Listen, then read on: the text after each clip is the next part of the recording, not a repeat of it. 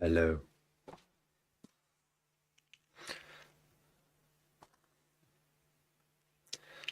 I'm trying to get my glasses so that they don't reflect the screen light into the camera.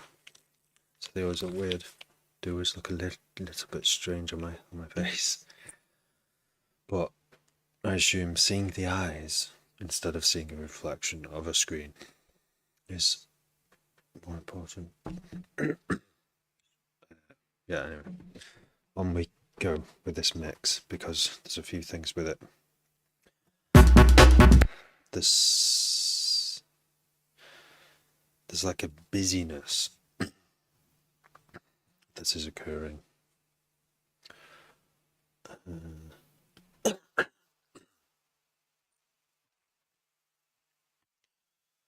Ding ding ding. So you can't have it every way. That's it.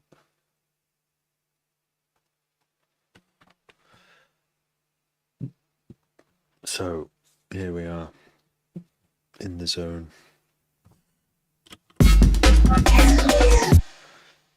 The first thing I notice, even with my bad hearing, and it's really hard to tell,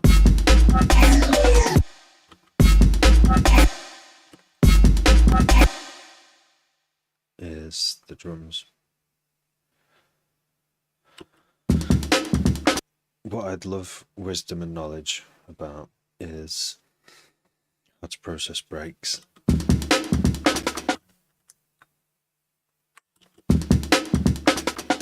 Because on all my favourite old school records,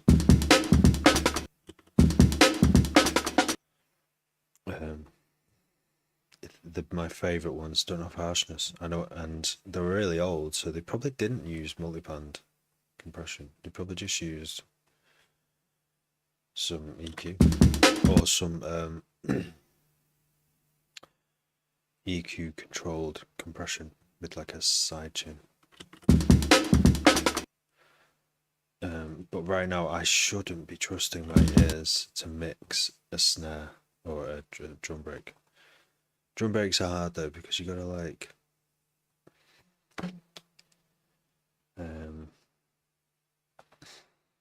you've got to, if you change a bit of it, they all change, you know, like the kick and the hi-hats. So to my ears right now it sounds like that's where the harshness is. And it happens to be at 2K, which is like a place known for harshness. 2.5K is apparently the most sensitive part of the human hearing range. So you want to like be careful. I'm testing this theory. You know, you hear these theories and like, you know, I would trust an engineer who's been doing this his whole career, you know. But I'm still getting the experience with it really. So even just a 3 dB cut there sounds less harsh, but now see everything could do with the 3 dB cut on this track at 2.5K or thereabouts. What I'm trying to get it to fit in with is that, because this honk sound, which I'm calling it, is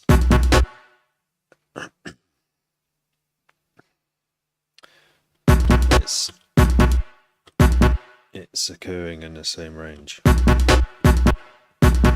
especially as the snare. So it makes sense where you see the snare occur. There's a couple of fundamentals there that you can see. In fact, with Pro Q you can. One people doing our thing. One people doing our thing. So now this EQ is for the honk. The honk. But it's showing the red overlay of the drum break. So you can see, yeah, there's a lot of interference that I think the way old school tracks would use breaks. It's probably well. There's two ways of doing it, I guess. You could either carve a huge. You got to prioritize what you want to hear more. You can't have both. If you have both, you can have both. Of course, you can have both. I've had both in my old tunes, and I've published them and I've released them.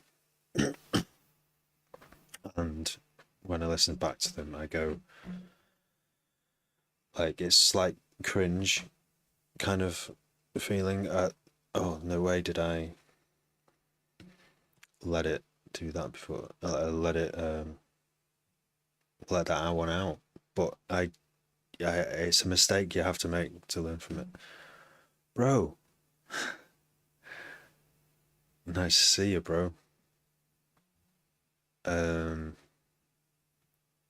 Thanks for sharing.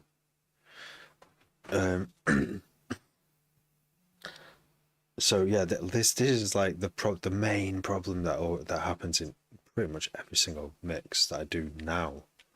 Like after making all these mistakes, I've still got to, during the mix down, figure out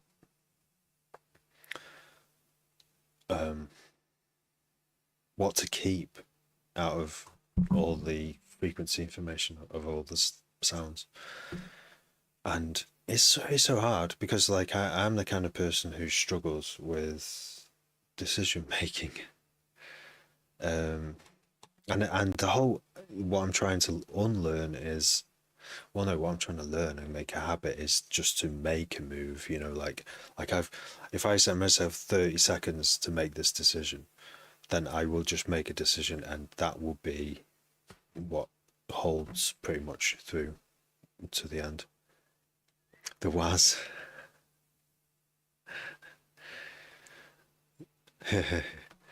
That's it. But yeah, no, you're right. It has been.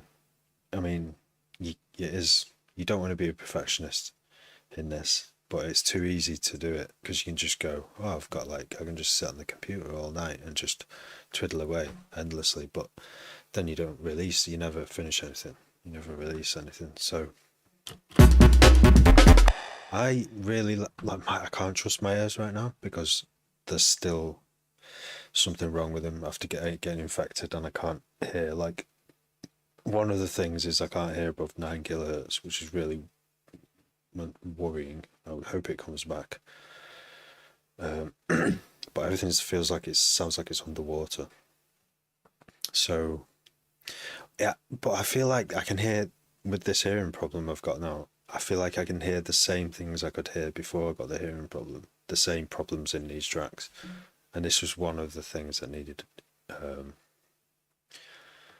adjusting. And it's one of those. It's the clearest thing about the mix to me. This track is that honk. I like the power of the honk when. That's it. The full range of the honk. I love saying honk right now. Honk's great. The power of the honk. But it sounds, with this hearing I've got now, it doesn't need all that information. Like, it doesn't really. If I put that on, you can still hear it, right? It's still like a powerful lead, like a sax. I was calling it a sax to begin with, and either I called it a honk or someone in the live streams called it a honk, and that's what I started calling it. But it's kind of I when I made this sound, I made it because it sounded like a sax, like it has the power of like a low sax, like honk honk, like. And I think brass metal sounds would, like saxophone and trumpets are quite hard to synthesize. So when you accidentally hit on something that does sound like it and you can sort of enhance it a bit, this is the kind of the main thing about this entire track is this sound. So it's very important. So I don't really want to that's another reason why I didn't want to make a cut here, but I think I'm going to make a cut because if I do, the drums will sit in there just a bit better. But to me, the drums still sound a bit harsh though. So I think I'm going to put a cut in there as well. So, and it begs the question, why don't I just do a cut on the master? And that's another big question of when to do treatment in the mix, because there's probably everything needs a cut there, and it's my ears. I'm still trying to figure out my ears. I have been for a long time. So if I do a cut in the One people doing our thing. yeah, that's the problem there. One people doing our thing. One people. Like equal and opposite reactions. Oh, I did see where is it? Aubrey Whitfield, is it? And she recommended in one of her videos doing, whenever you do a cut and it sounds like you're losing something, is to do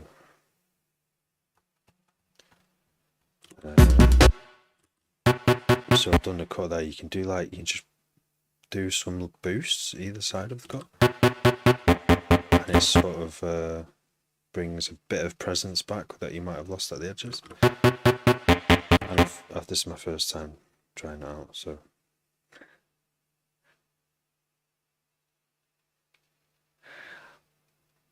row.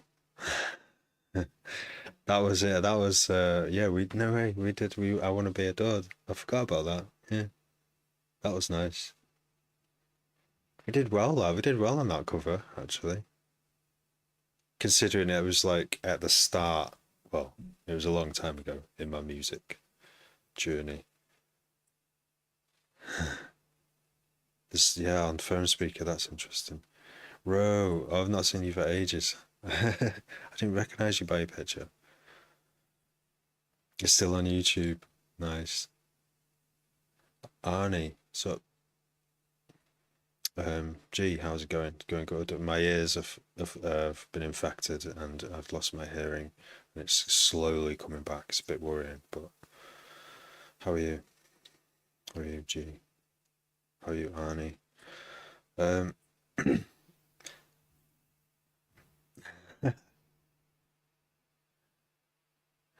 Weightlifting and running. Nice. I need to be bloody. I feel like I haven't got enough time in the day to do it, but running on the spot is even just motivating myself to do that is an achievement. At the moment, I've got twin babies, so they're like 17 months. So yeah, I think maybe Aubrey Whitfield is right. We might have lost a bit of honk. A bit of the honk, but we can bring it back at the edges here. Let's give it a go. But I don't want to give there because that's where some of the harshness is. Cheers, bro. It's been ages since I've seen you. Just chilling, nice. One people doing our thing. One people doing our thing. One people doing our thing. See that is definitely too busy there.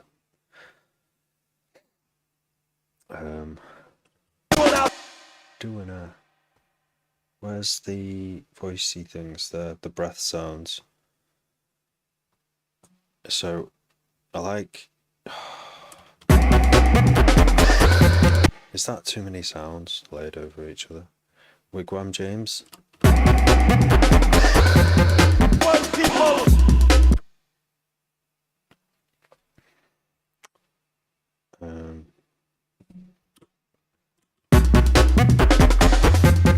One people. Doing our thing. One people. Doing our thing. One people. I think. Okay. Yeah. Here's the breakdown. Okay. See how slow that's scrolling. We have a drum and snare accent layer. We've got the funky drummer.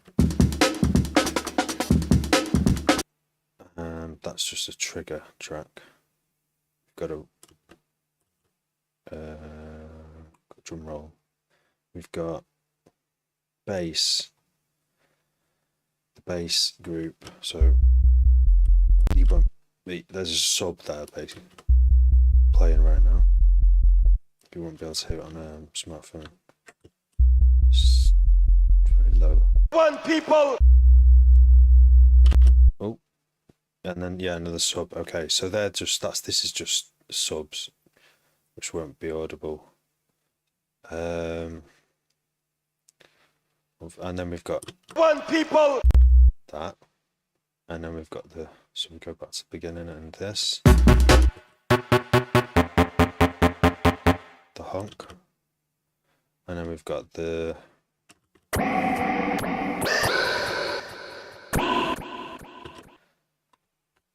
It has been too long, Ro.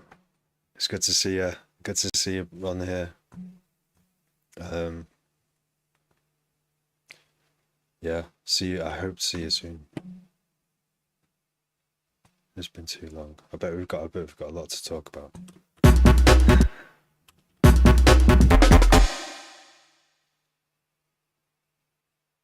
Well, I didn't over Christmas because I got really ill. I want ideally I'll be on every night, but things happen when you've got 3 kids, as you know. How old are your lot now? Things do happen. That's right.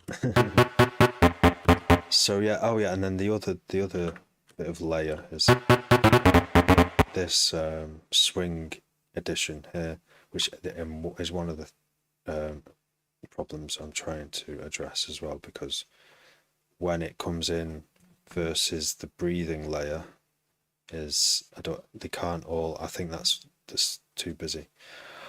5, 14 and 7 to 17. I remember when you had your first one. Guys, it was that long ago. Working at Royal Mail, it's like a bit of a blur. Did we do we did some night shifts, didn't we? Oh, I definitely did like at least one. 10 till 6, I think. I know this is why I love it, James. This is why I'm still working on this track, because I added this in later because I wanted it to have some. Just having the bump bump bump bump bump bump. Love its simplicity, but I was just like, that sounds. A sax player wouldn't just go honk honk honk honk honk.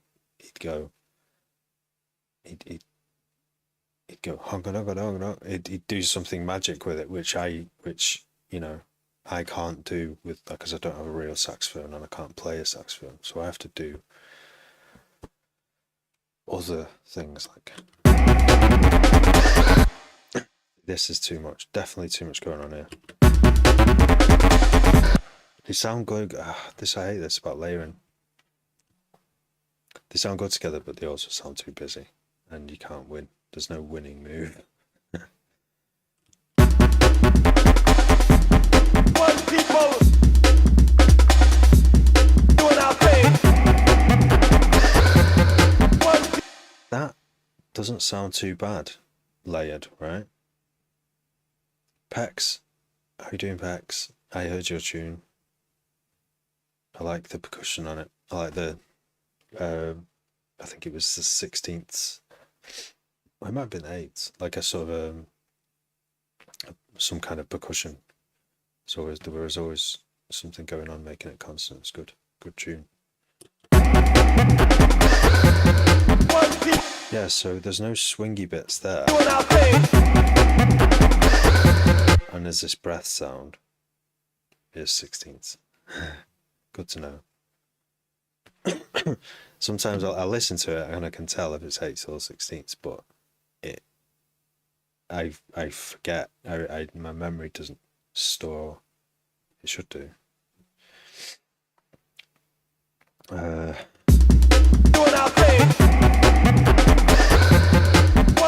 what I'm saying is, without the groovy shuffle bit, it doesn't sound too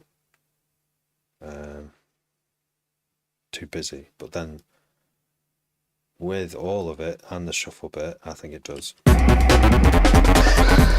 you know what I mean? So I've got to take this away. Doing our thing. Or, I mean, you can use you could use side chaining, couldn't you? But that would sound weird. I could, just turn the volume down on it. Try that. Let's quarter the volume. Thing. Doing our thing. Takes the focus away. Seeing a bit, James. Good to see you. One people doing our thing. One people doing our thing. One people. Okay, I've had an idea. I was against it in my head initially, but we're gonna sidechain the honk. Audio from honk group. And every time honking occurs, we're gonna duck the breathy sound. It's experimental. One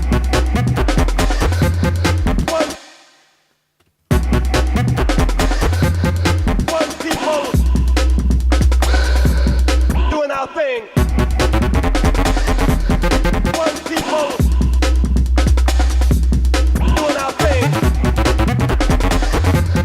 One people. Sounds so weird.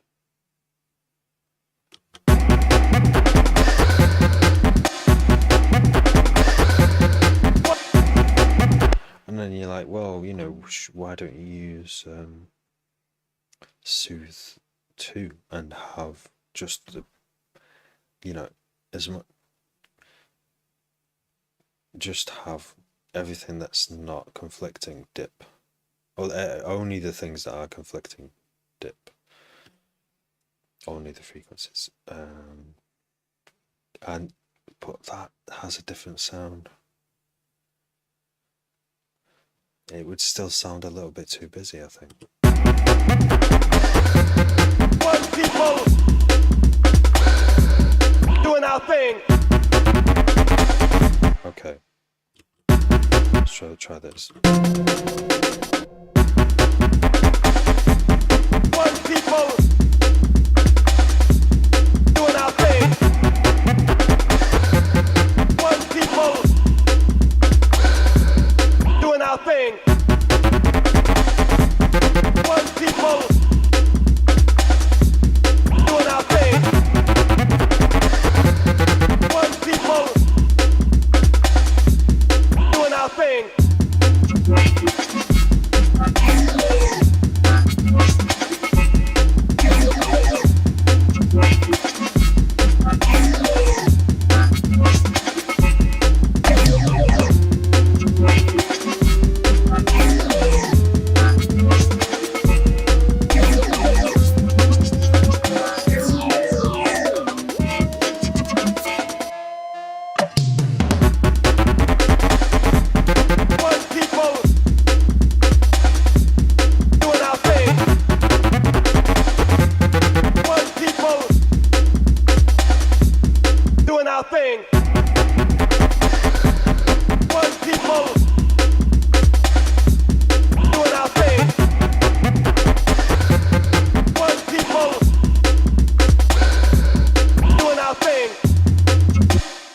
the problem isn't there because this is only doing the. This isn't doing the shuffle bit, so it doesn't sound as busy. One people doing our thing. One people doing our thing.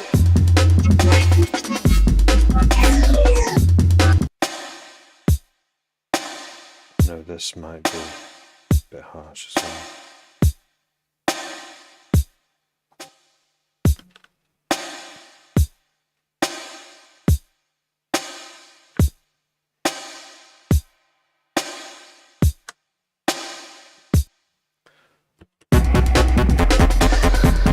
One people doing our. Right, the illustration. So I'm using OBS. All right, Mason, first. What's good? My hearing's gone. I got ear infection and my hearing's not come back. It's really annoying. How are you? Yeah, so if you want to do this mouse follow thing, I did make a tutorial.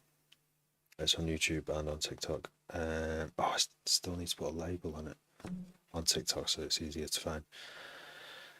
Yeah, it's using OBS and a plugin and a script, vertical plugin, and the zoom to mouse script.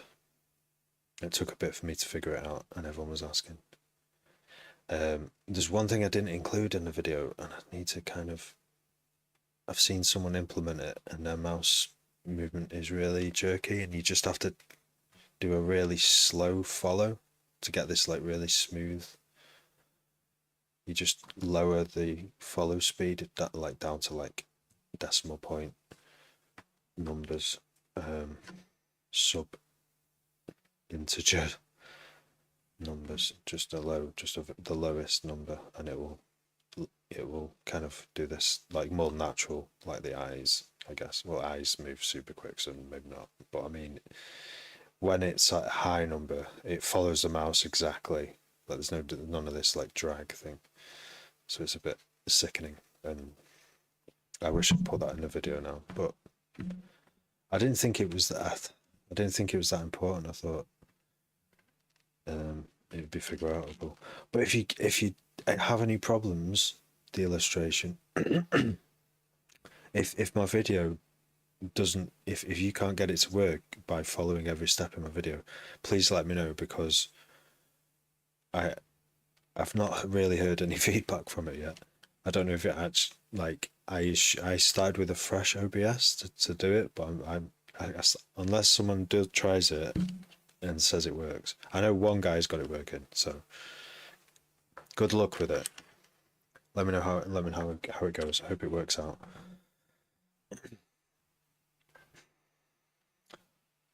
Yeah, I might do another one on it in the future, an even clearer one. But for now, that's the one. Thanks for following the illustration. So. One people doing our thing. One people doing our thing.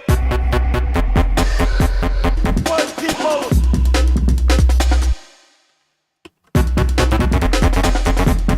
one people doing our thing. What if I can add another band here? I want to see what this does as well,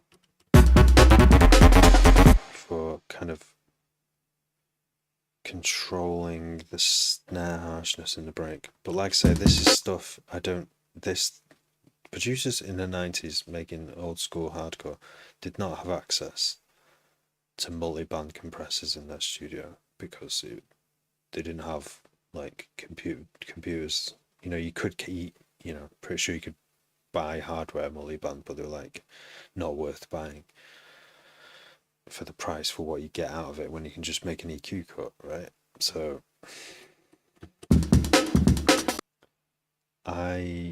doing this Woodhouse will have a different sound to whatever they were doing in the 90s.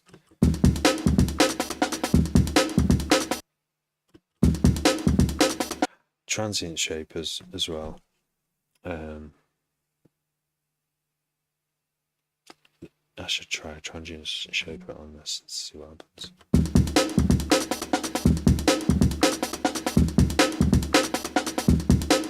See, that's made some of the harshness go already.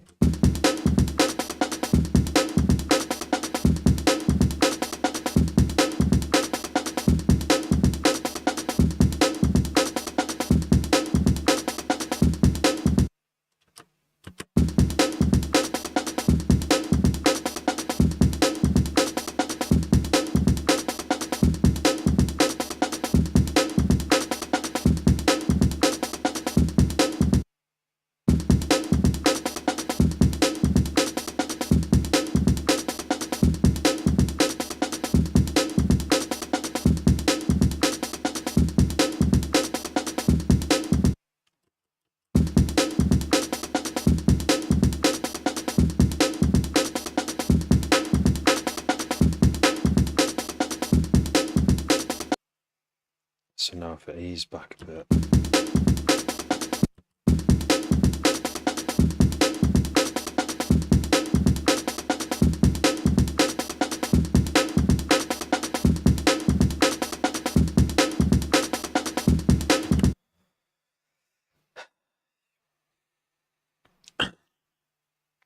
It's how many crossroads that you come to when you're mixing. It's insane.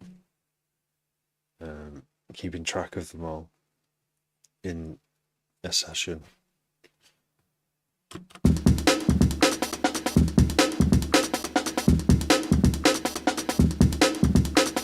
mean, that sounds less harsh than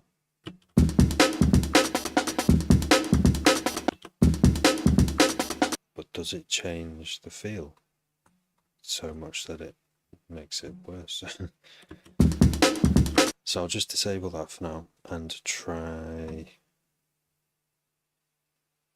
the next thing, which is going to be in my favourites because I use it a lot. Transient shaper. I think there are better transient shapers out there than this, because this is quite inaccurate because it doesn't you can't change the envelope.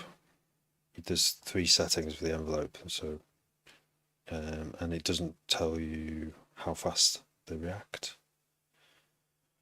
So if I just have the middle one and just have it reacting where the multiband was doing, which was 3 kHz to 600, which is like there, and then we keep the attack but duck the sustain.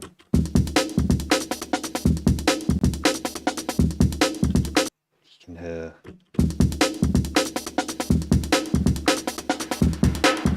you do the opposite and hear what I'm taking out.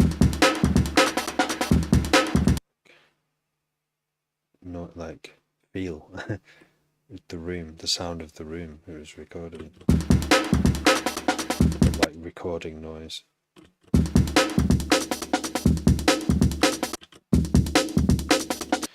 But even with this on, I can hear my earphones. That lower down here is still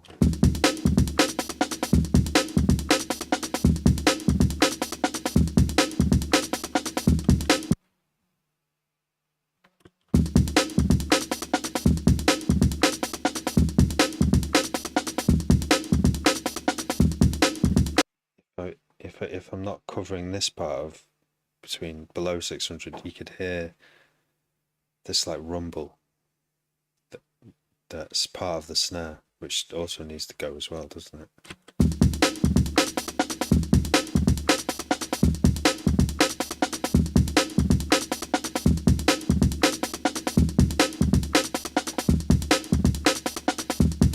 I don't even know, but this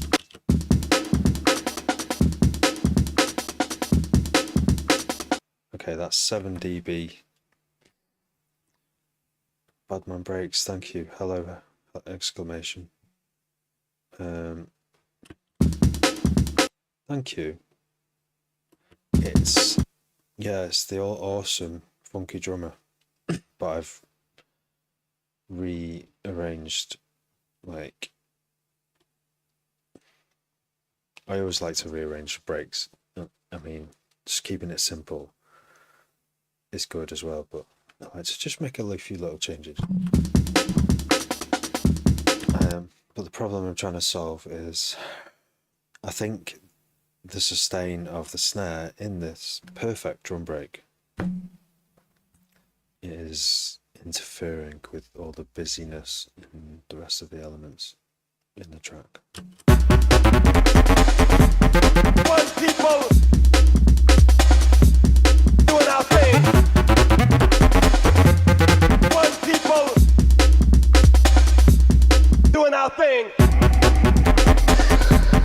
One people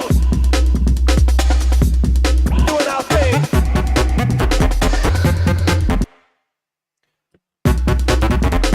See, I'm getting an expander there. Maybe I should remove the Pro MB and leave it to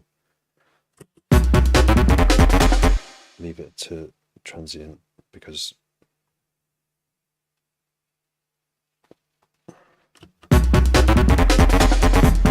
One people.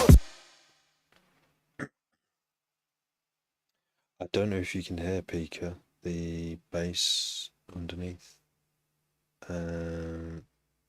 It's kind of mirroring the mid bass thing, which is like the honk.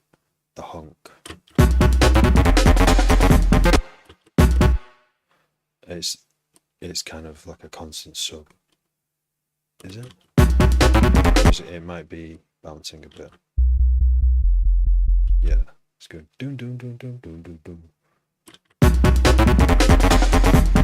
One people.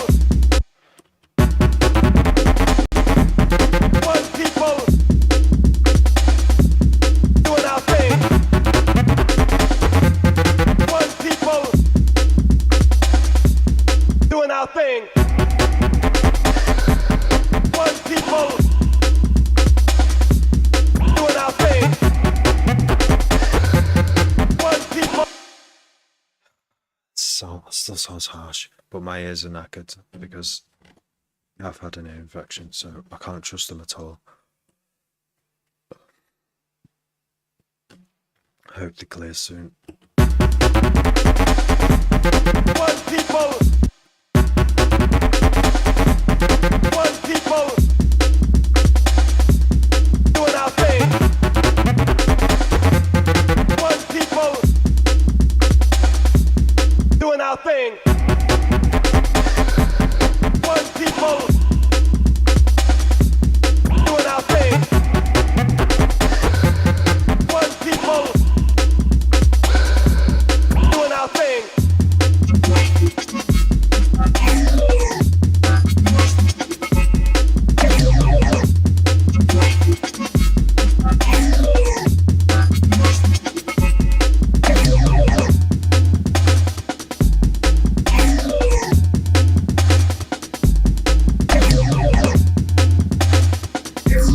One people doing our thing. Thanks, Martin. How are you? Needs more jungle. Oh, well, that would mean, yeah, I just have to layer some breaks for that. Or the jungle, like, the intro is. Yeah, no, I can't change this intro. I do have other jungle tunes in the works that still aren't jungle because they're at 140, but they have the elements. Yeah. One people. I just can't decide how harsh this snare drum is in the funky drummer break. It sounds like it. If I EQ it out, which I have done a bit, people doing our thing. One people. Superb. Special request vibes. That sounds like something an MC would say in like a dub thing, dub reggae event. Oh, what do they call him now?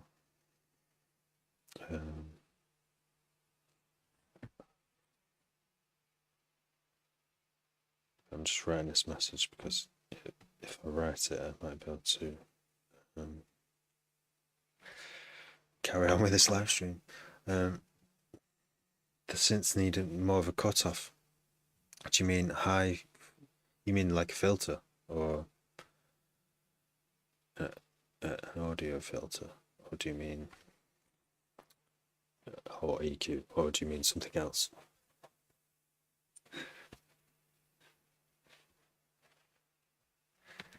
Johnny.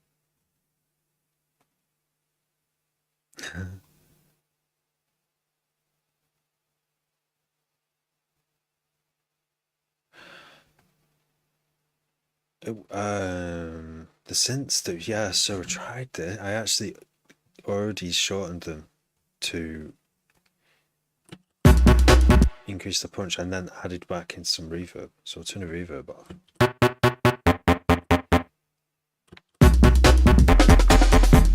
And it's a tricky sound to work with. But it is like the center of the entire this project. So I can't really, at this point, I've got to go and finish this track, you know, like I've got to finish it now.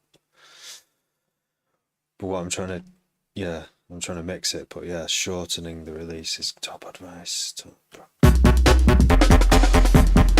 Added a bit back in, bit of reverb, but look how short that is.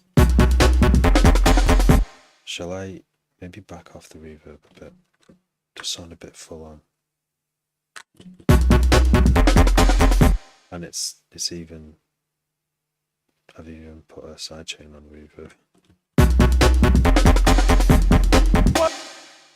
Maybe it's the pre-delay, I don't know.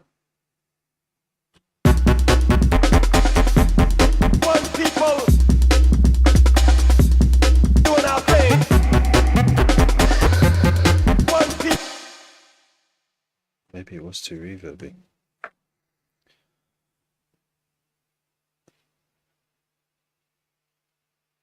Oh, me. Wait, you've known Johnny. I am John, but some people call me Johnny, but no, you're talking about Johnny. Johnny, I've seen you, Johnny, out and about on the TikTok. Don't you always say, Johnny, about something about Aphex Twin on like every post?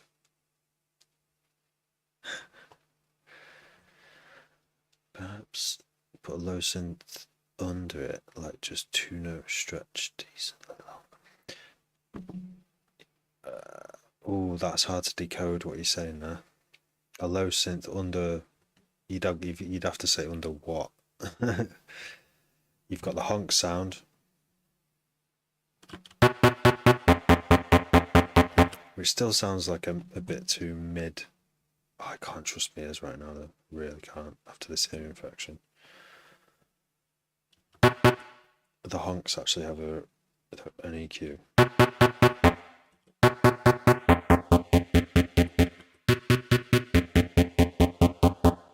It all sounds like it's hurting my ears.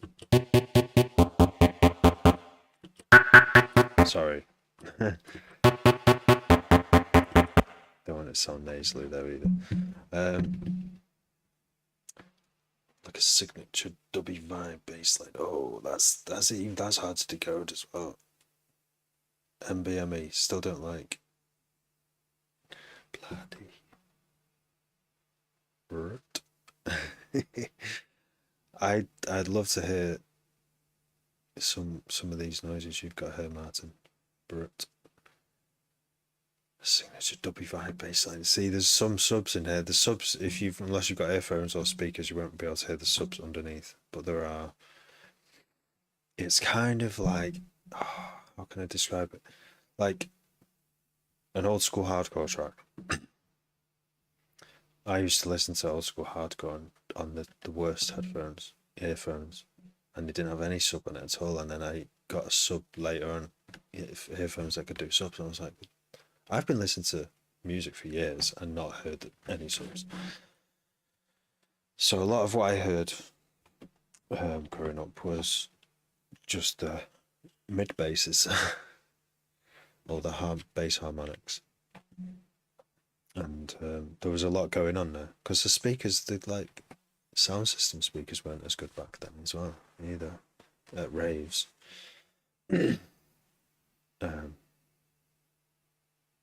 So I've got like action going on with that, and then it's accented with a sub up here.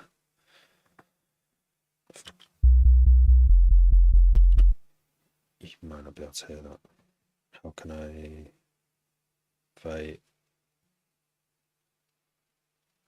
I used to run an exciter on every master so that I could just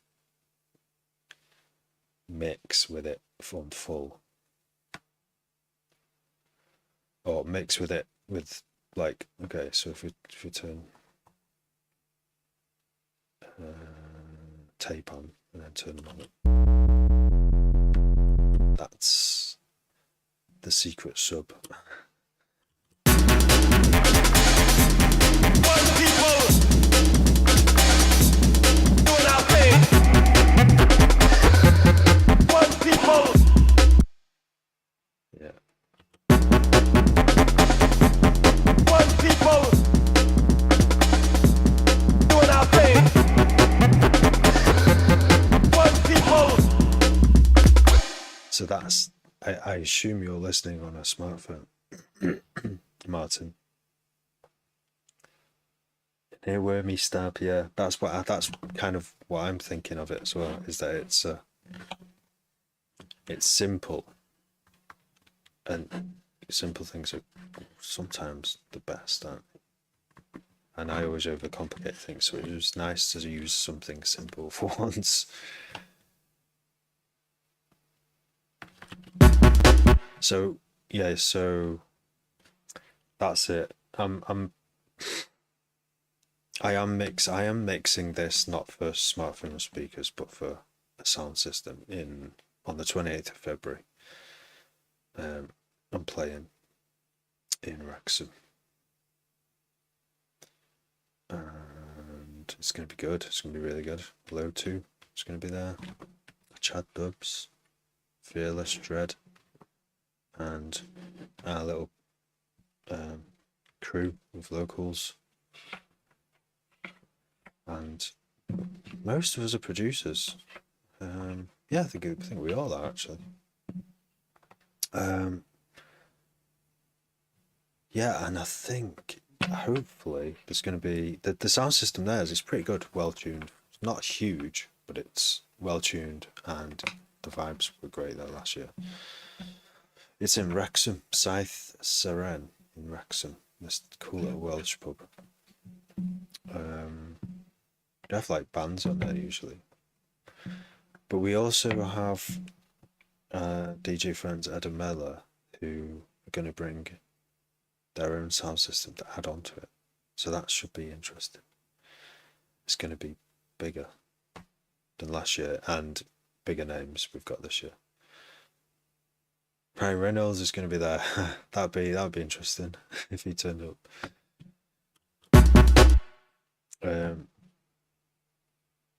When I mix, I used to mix on laptop speakers, but all the balance was hard to correct later on when I wanted it to sound good in the car or anywhere else. Yeah, I refuse to mix on laptop speakers anymore.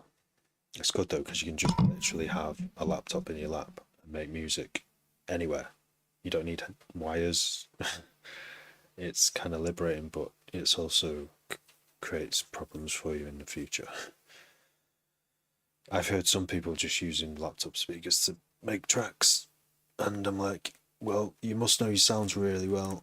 You must be really confident about the sounds that you know. I don't know. Suppose you could just make loads, couldn't you? And some of them would be crap, and some of them would be good. Distort. Yeah, I've tried distorting it. It kind of ruins it a bit. The gain is already pushing. If anything, the gain needs to go down.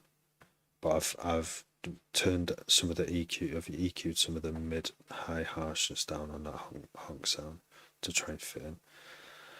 How did I come up with the name Terrapastel? Great question, Green Tick, whatever your name is.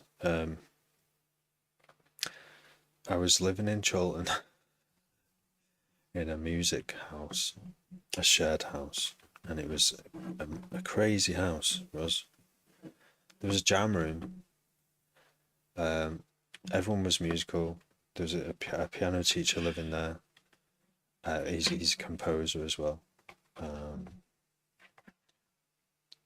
There was a cello player there, and the parties there would be mad whenever they did happen. Yeah, and I met so many amazing people living there. But yeah, there was one time I was just sitting in the kitchen, and yeah, there was this cat, because there was two cats living there as well, and they'd slowly taken a liking to me, and at one point I thought I could see through the cat. I thought it looked like you could see through it, and I was like, what color is that? And I'd also learned about terahertz light, which obviously like spelled completely differently. So I combined the two, and it's just a made-up color. A terrapastel. It's like a color that you can't see normally. So it's just all made up. But it also, and I don't know which ones that's true, that story. But it's also true that it means earth color as well, because terra is earth in like Europe Latin, and pastel is, I don't know where that word came from. I did look it up once, but yeah, it just reminds me of crazy times of being in a house. Oh, it's also where I decided to learn Ableton. I just picked up Ableton. Someone showed it me, and I'm like, right, I have to learn this because it will speed up my processes. And I was like, I need a new name. My umpteenth new name, because I've had loads of names, like loads of started project, like new aliases. But I was like, right, I have to stick with this one for this time. So that's why I'm still sticking with it, because it doesn't. At the end of the day, it kind of a name doesn't matter that much. It's what you do with it. So I've probably thought of better names than this in the past, but this is the one that's sticking.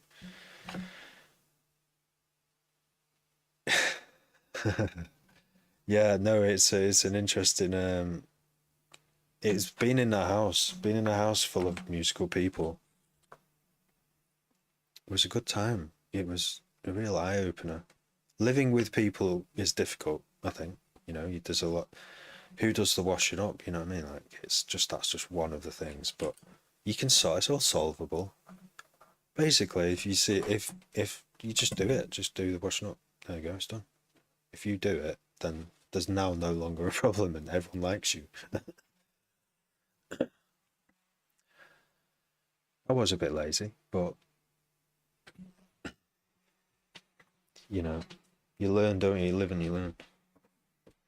Only a bit lazy. I still did some washing up. I do it all now. Yeah. But oh yeah, the jams that we had in that house, they were great. Amazing. And yeah. Anyway, I could just think about that time of my life for a long time because it was good. Didn't last long though. It's only it was less than a year. I had to move on. Things got mad and crazy.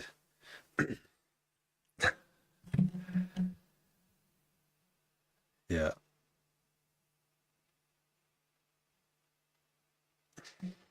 Yeah, so yeah, when you get a name, if I'd stuck with the name I got, I mean, you just feel like, sometimes when you don't get your center labels, you don't get signed, and then you work on it with that name for ages and sort of self-release some stuff, and no one listens to it, and you're like, maybe it's the name, so think of another name.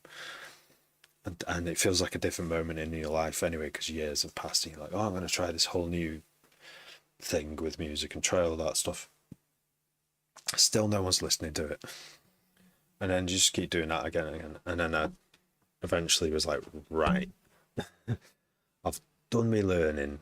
I'm going to smash it this time. And I'm not going to stop. And yeah.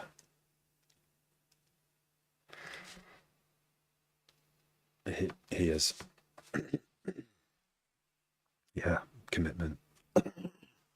I was scared of commitment. But what it does, it's good. It's good. You think having less time is good.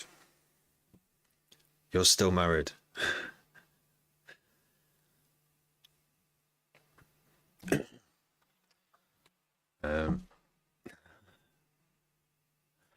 Oh, sorry. Oh, scared of commitment. Yeah, don't be, right? Don't be. Don't be like me. Yeah, I think no. I think oh yeah, I mean, it's fucking trust. It's not, it took 8 years for me to get married, basically. I've known her for 8 years before we got married, and that's because of broken marriages all through my life, with parents and uncles, you know what I mean? It's like, what's the point? What's the point in getting married? But in the end, it was the right thing to do. But also, the commitment thing was with kids as well. So I thought with kids, I don't want kids. I got kids anyway.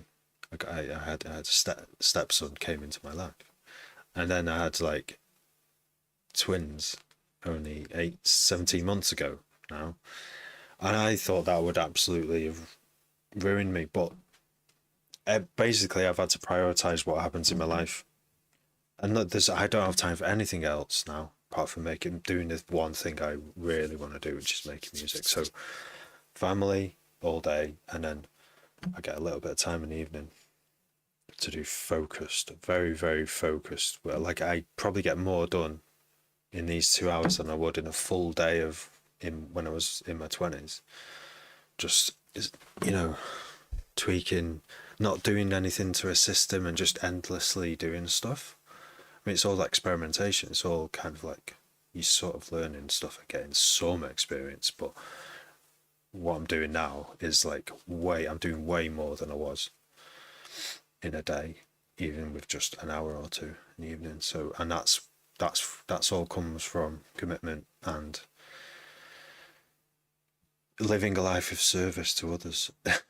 It just makes you a better worker. If you're forced to work and look after people, when your day finishes and they're all in bed, you still fucking lit. Your brain is lit.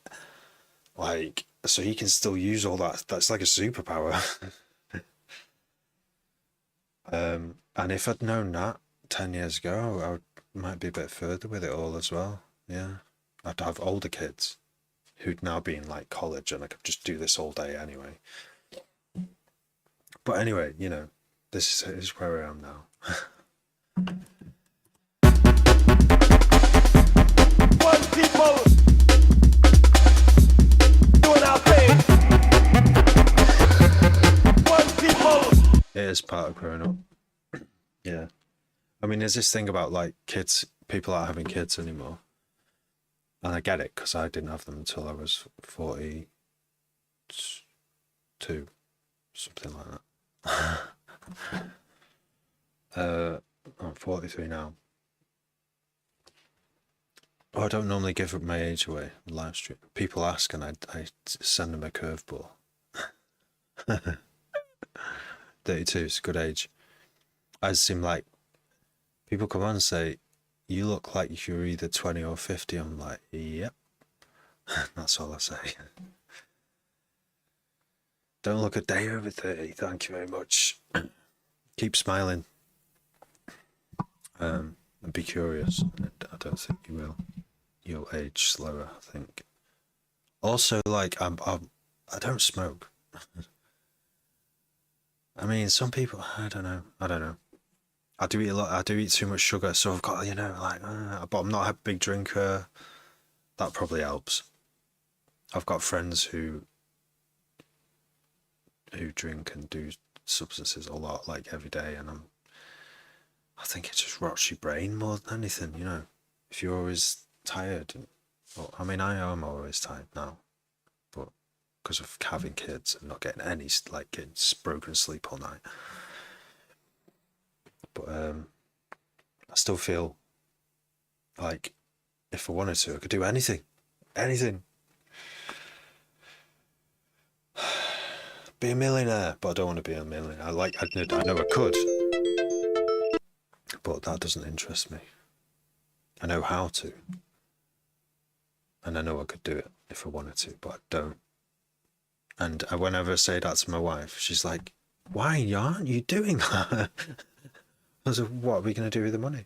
Like, well, and then she'll say all these things, and I'm like, "Oh yeah, but live in a nice big house." But no, that's not what I want. I don't want to give up doing this thing that I love.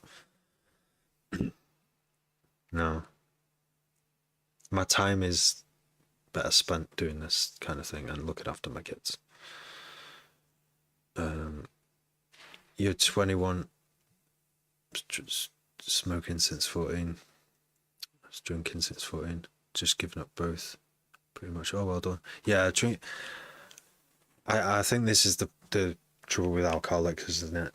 Is the kind of they've got a real problem with alcohol, whereas a good place to be with alcohol is obviously to just not be interested in it at all, or only have it when you're out with mates and just have a pint, or and just not have it to excess. That's the kind of stage I'm at. After going out with mates and getting absolutely smashed many times and feeling like death, that feeling of death is like you like, I'm making some life changes. Like, I feel like I'm about to die. So I'm making some. I'm not going to drink so much anymore.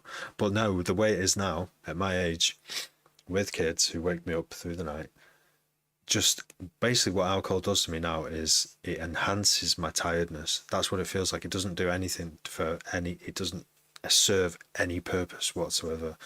If I have some, then I'm just like, and then when I do go to bed, I can't even sleep on it. It's like it's not even useful in any way to me. But I did have one pint last night. Went to talk about the event we're doing on February the 28th, had a meeting about it, and it was really good. Because we've not really had many meetings, and having meetings about music and putting around music and performances and DJs and all the music that they've got is like, it's very exciting to me. This is like my life. I'd recommend it to anyone. Yeah, I think it's okay. Moderation, unless it's heroin. Yeah, that's or cocaine. Don't never do that. It's rewires the brain like nothing else, just to make you seek it out. It's the worst thing ever. Yeah, so we did this. We're going to do this event in February 28th. It's been 6 months in the planning. Some big DJs going to be there. Yeah, and I just had one pint, and that was enough. Like, it wasn't. We weren't out to get smashed. We were out to have a meeting. I got into the pub and I didn't have a drink for like the first hour while we waited for people to turn up. It's good for me. It's like I've never drank so little.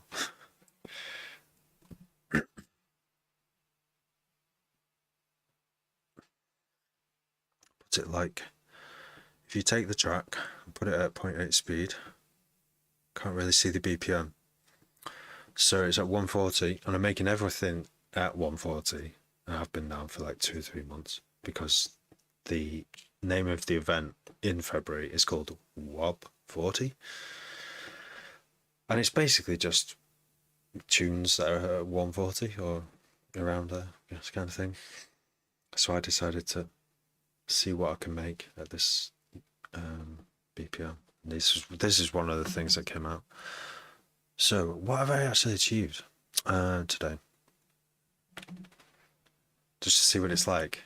Well, the break might not work the same, but let's see. Let's do it in 0.8 of a speed, which is probably like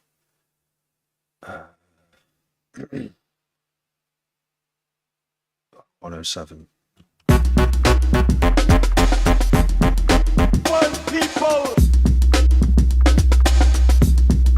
doing our thing.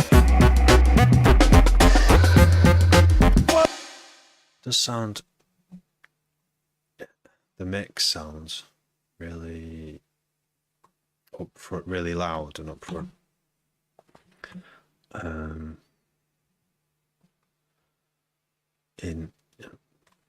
I don't know if that's in a good way, but yeah, 120. One people doing our thing. One people doing our thing.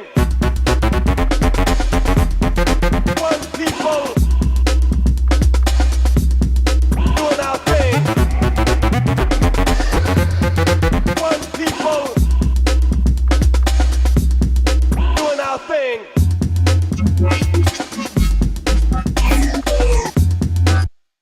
Yo, James. Yeah, like I say, I shouldn't be relying on my ears right now, but I mean, if I compared this to a breaks tune, I wouldn't even know. I don't even have breaks tunes as references. It'd probably sound too harsh. One people.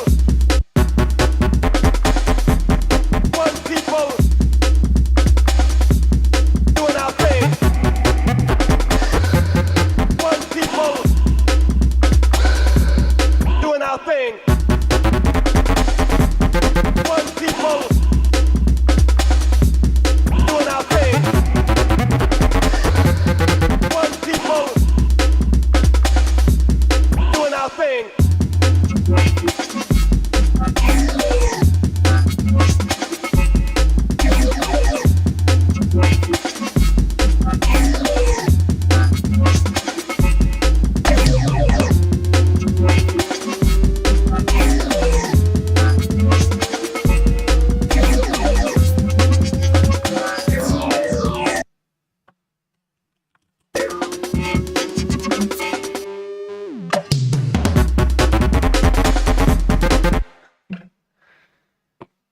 Six. Yeah. See, I would do Martin. I would. But it's the only rule. It's the goal. Is the main rule of everything I'm producing at the moment is to do it at 140. I could do some remixes. Once February the 28th has passed and I've played some of these out, and release. I'm going to release all of them, if not some of them.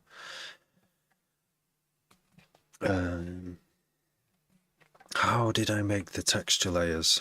The texture. So we've got obviously the honk. We've got the breathe. The breathe is just my own breath sound. I cannot remember making it, and I don't even know what it sounds like. And I just put it as one of the noises in Serum, so I could use it as a noise and see what it was like, and then it just accidentally tuned. It's tuned, and it doesn't even sound like me. I don't hear it and go, that sounds like me. But it was. I remember put a mirror voice in there.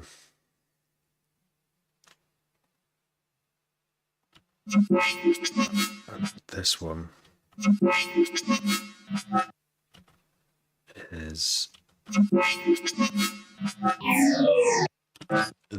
is just nuts. It's resampled.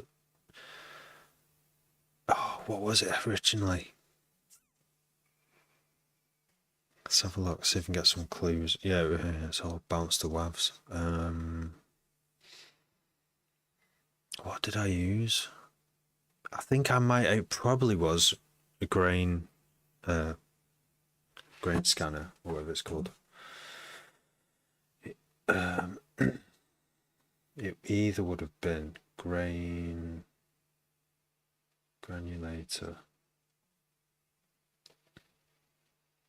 scanner, or the one that comes with the one that comes with Ableton, which is called I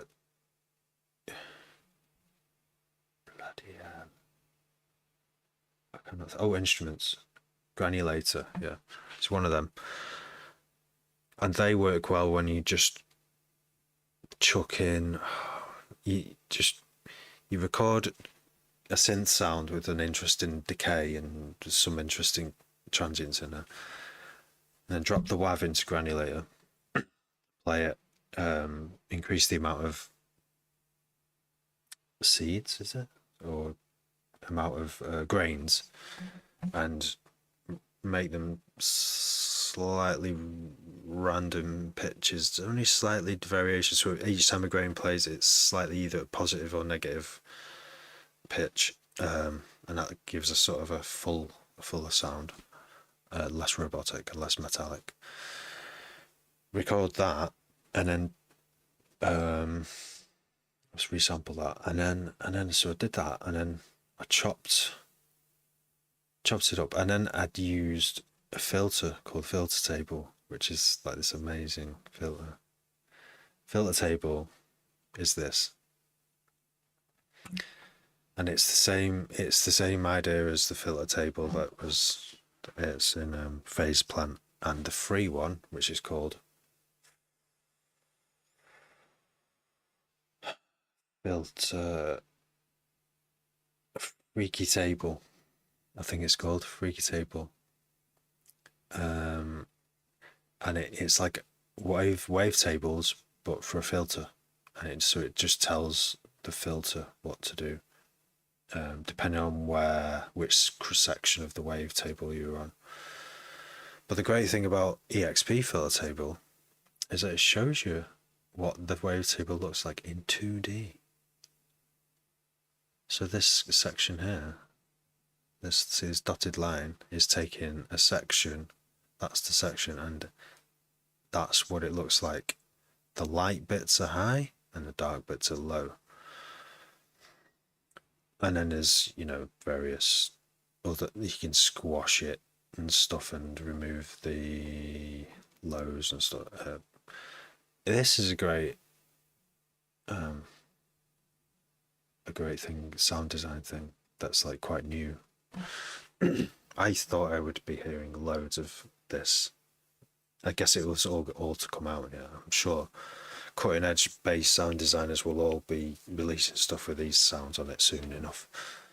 But that's what you can hear here is I've used Filter Table and then resampled that and then chopped it up so it's in the same rhythm as the track. So, and I've always moved these around a lot already. That's another sound. Yeah, there's Filter Table. It's actually running there.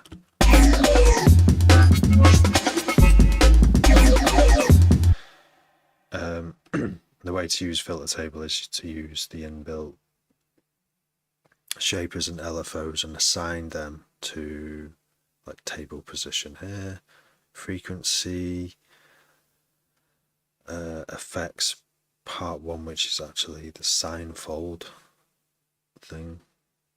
Yeah, you can do loads of mad shit with it. I should bounce this really.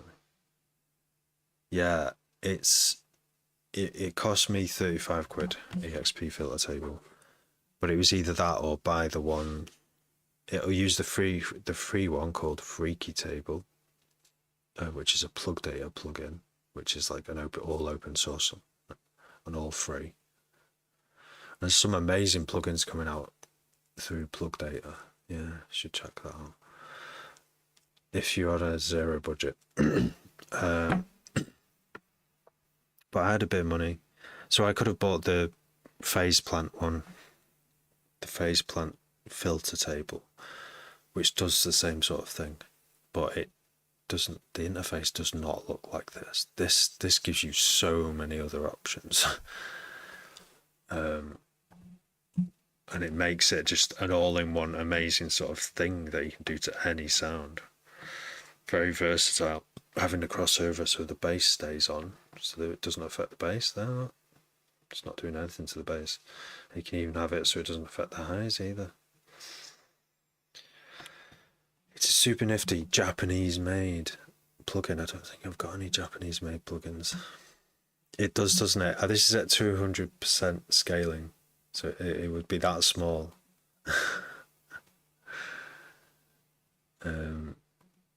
But it doesn't suit my screen. Oh, color theme.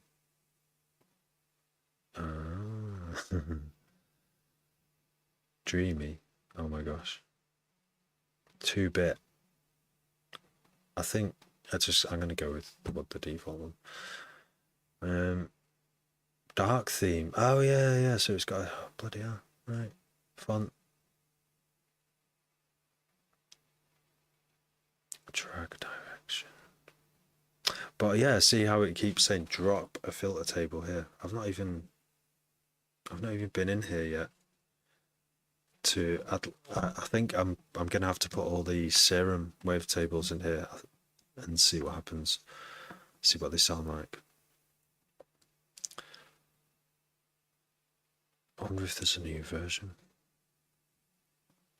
Oh yeah, and then you got linear phase as well. Mad. Anyway, so yeah, that's how I did those two sounds. And I think they sound like nothing else, and I like that. It's not all the way through the track, so it's not completely alien. I've got the riser.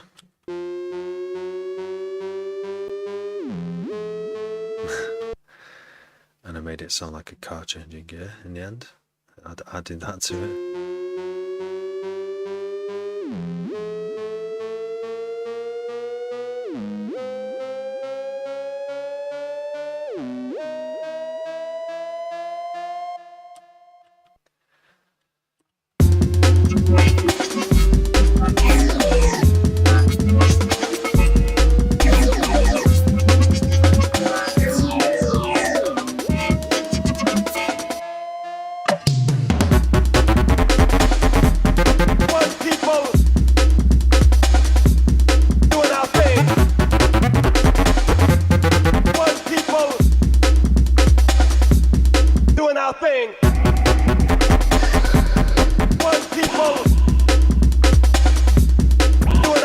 It turns out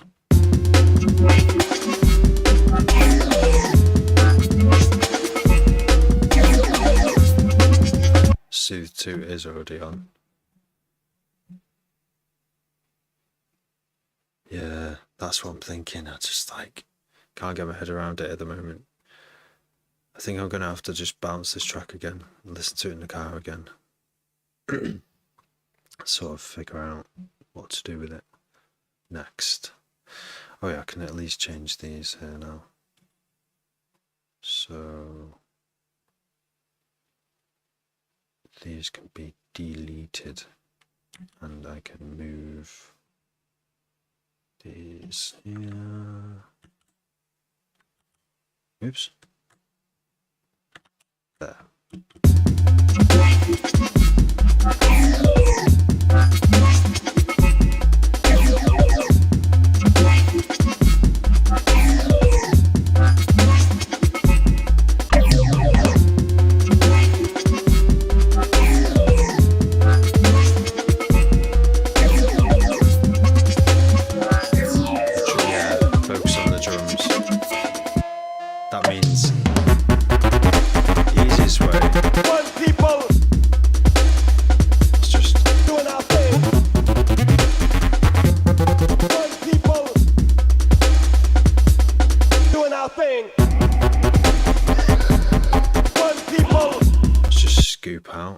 scoop everything out of the entire track, out of, out of the bus, so that you only hear the snare, the busy part of the drums. Even then, it still sounds too.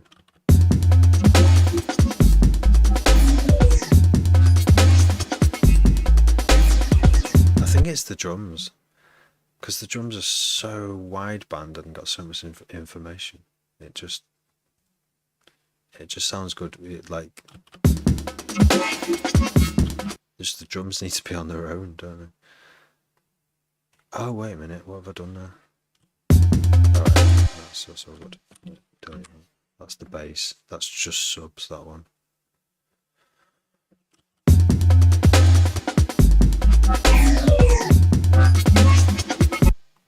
Solo the whole drum track.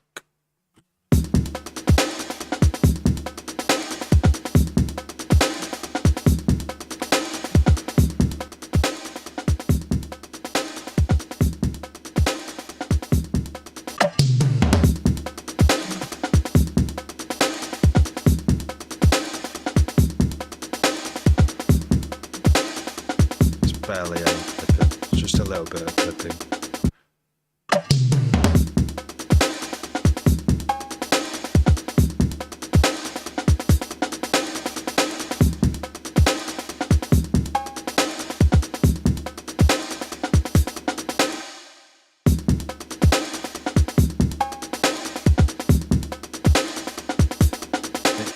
It is a lot of rhythm all at once, you're right. Yeah, no, you're right. That it could be that it's because, like, I'm used to making. It's like in drum and bass when you make drum and bass. If you have long full breaks, lots of breaks with lots of wide band frequency information. Well, over time, yeah, so you got all these like ghost hits. They sound great, but then I guess there's not much room for it. It would probably suit a nice soft pad and bass line underneath really well. And you go into kind of jungly like that, aren't you? And then the other type of drum and bass is like more like jump up, where there aren't necessarily ghost hits. It's just a kick and a snare. There might not even be hi-hats. And the rest of the sound of the track is made up of busy bass sounds, busy mid bass sounds, and busy effects. So what I've done here is a fucked up, haven't I? Because I've tried to do both.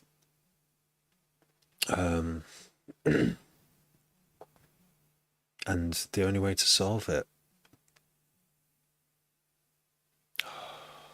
is to remove something, innit? And it doesn't seem like EQing and transient designing the harshness of the snare away to make room for other elements isn't really working. It's not really. So I don't really know what to do. I think either I just finish it and just try my best to balance these elements, or I start taking drums away, because this it's all, like I say, this track is all about this sound, and if I change that, I've kind of everything will. I need to make this track with that sound in it, even if it's going to be shit. I still need to finish it. Keep this there. The swing synth's cool, yeah.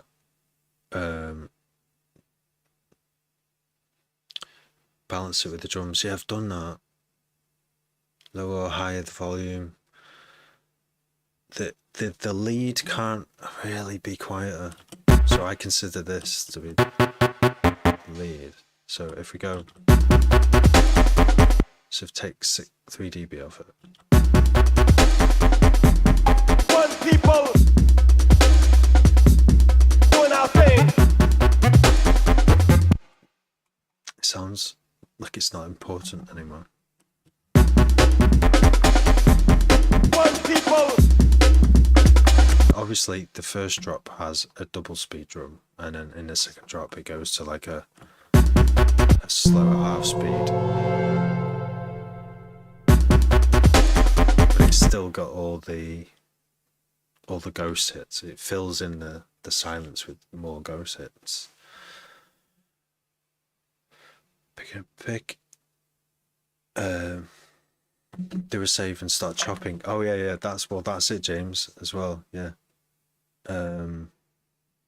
Okay. So this is what I should have done. I should have done a save a while ago because I've done lots of changes. I'm gonna just save it. Wait, let me turn that back up, and then I'll drop it again. I'll do a bounce. Maybe don't. Maybe not zoom in. Shall I do a bounce? I'll do a bounce while I fill this in because this is important to fill in. Boom, boom, boom, boom, boom, boom. Oops. Still reconnecting. But see, why does it say 31? There isn't a 31. It's 29. So I don't know what that was for. It's for something else. Which project? 29. So what have I done? I've EQ'd what and funky drummer 2.5 kilohertz. Is that all I've done? Yeah, that's all I've done for the entire session and talk. Try and decide. I'm sure I did something else. I tried transient designing. I don't know.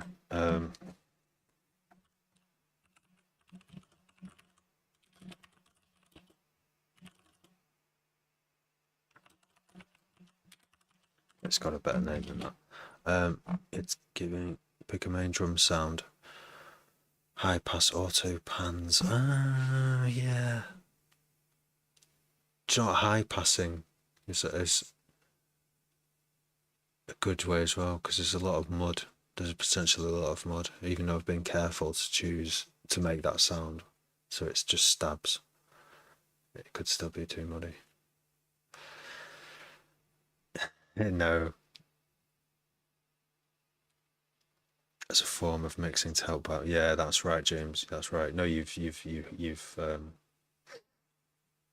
put your point across really well there, actually. But yeah, you have to have it in a destroyable state, don't you, to start? So that's what I'm gonna do. Save. Well, actually, maybe I'm like fatiguing on this track now. It's been an hour and a half.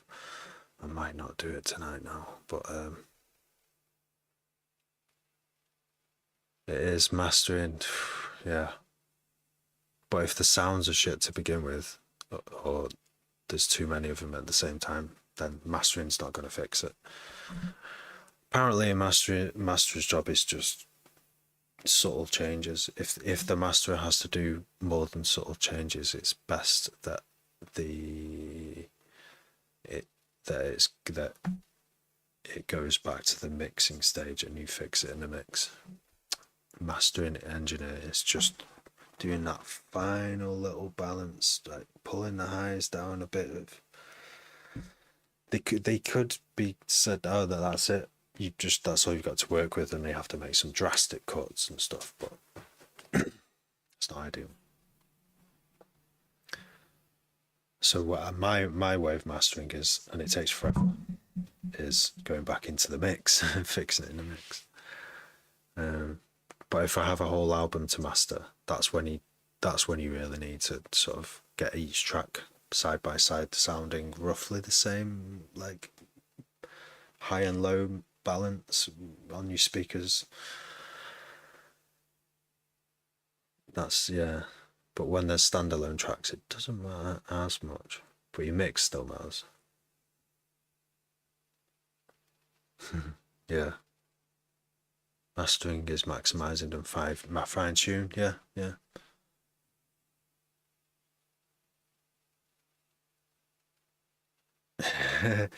I'm scared to do. I'm still. I like say I've saved it. I've bounced it, but what was I gonna do now?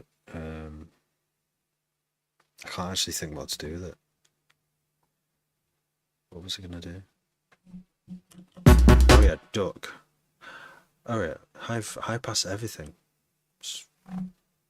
Yeah.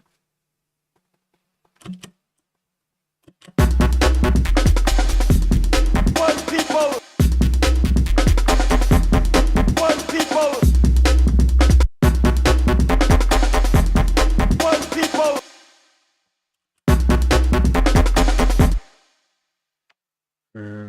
Low pass everything. One people. Yeah. Could have whenever there's a snare. Hit duck. Duck, duck, duck. Band pass everything.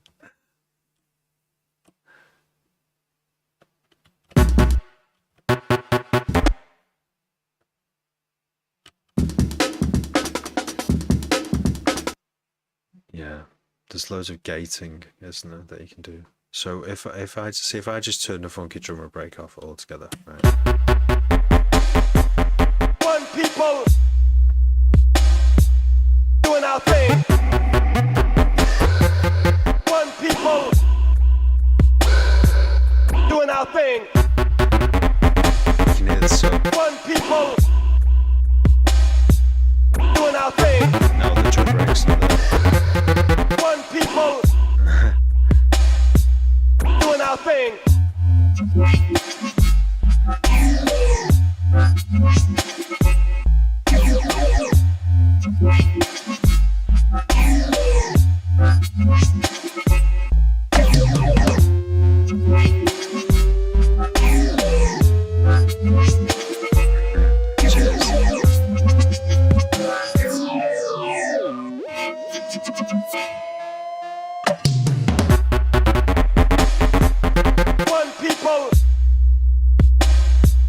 Doing our thing.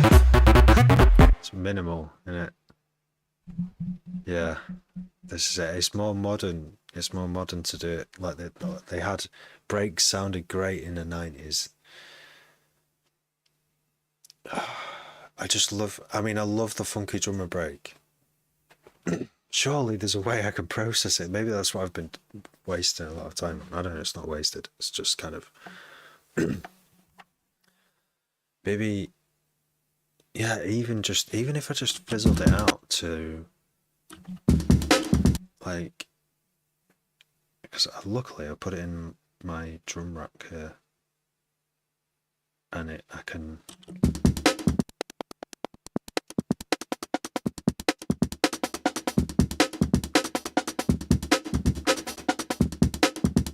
Even that, I think, is going to be too.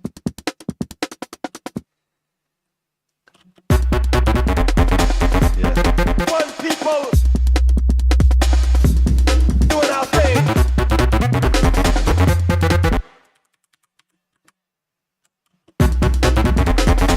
Even that doesn't work.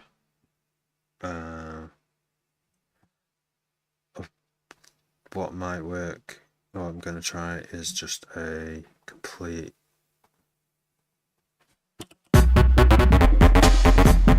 One people. Doing our thing. Yeah, that sounds like too much as well. In the low mids. One people. It's not the 90s anymore, Pterodactyl, is it? We've got big sound systems where you can hear everything, and all our basses have rhythmic elements in because everyone's got serum, and our LFOs aren't just sine waves anymore. They're like whatever you want them to be. So we don't need drums. We don't need ghost hits in anymore. Is that right? . . 。 . . . . . . . . . . . . . . . . . . . . . . . . . . . . . . . . . . . . . . . . . . . . . . . . . . . . . . . .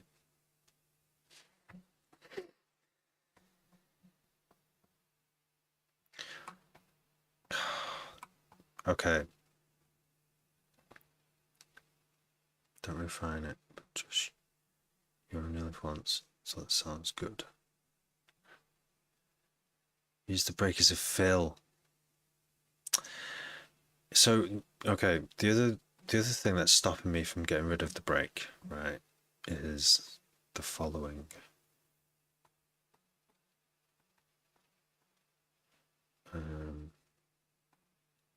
So obviously it starts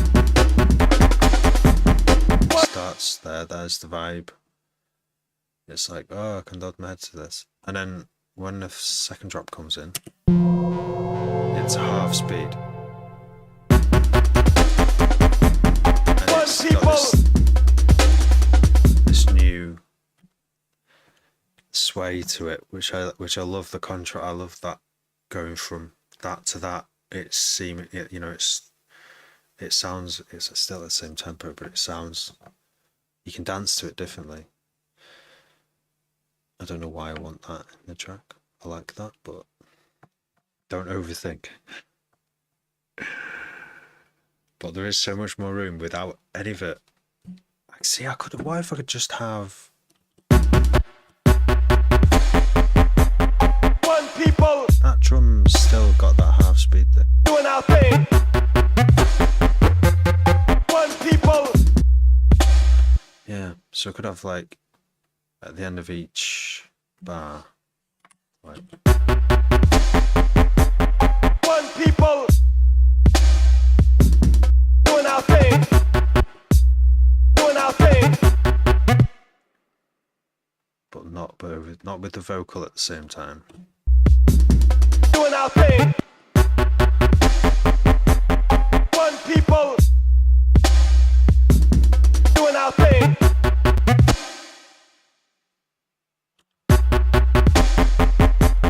One people doing our thing. One people doing our thing. One people doing our thing. One people doing our thing.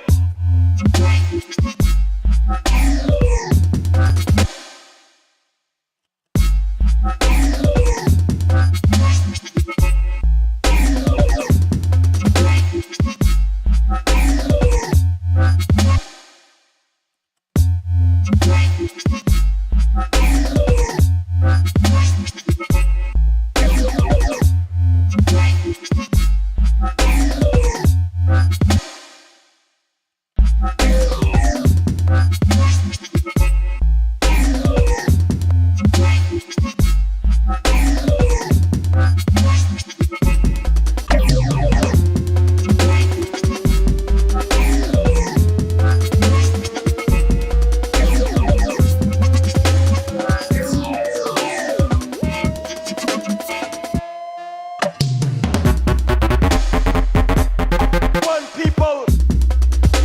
Yeah, because that honk sound does have the groove. It doesn't need it would suit minimal stuff, wouldn't it? Yeah. I'm swaying a lot.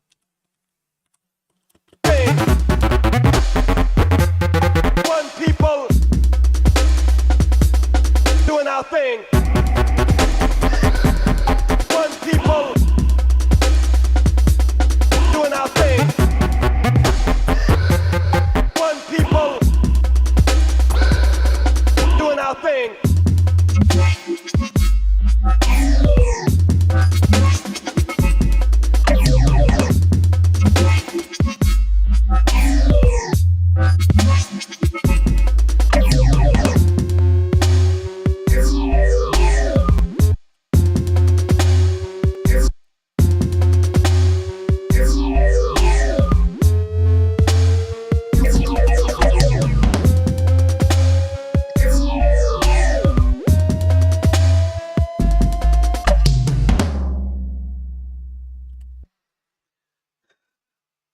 Got the break entirely from the drop in the B section to add contrast to section A. Well, I still haven't worked out like I haven't done this with the first bit yet. Like, which bit do I keep here?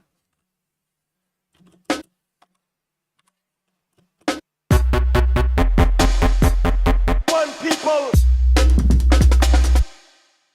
People. Doing our thing. One people. One people. Doing our thing.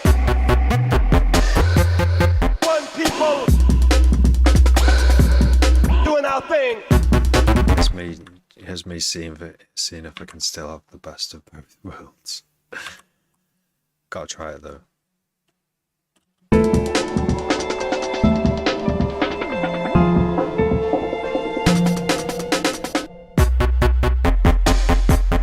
One people.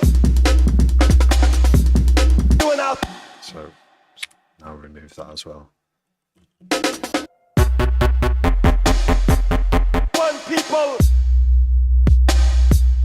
Doing our thing. One people. Doing our thing. One people. You can definitely hear with the way when that echoes there as well. One people. You can hear the echo decay. One people. So that's added to the busyness before, but now without a break, you can actually hear it, and it sounds good there. Right. One people. Doing our thing. One people. Doing our thing. One people.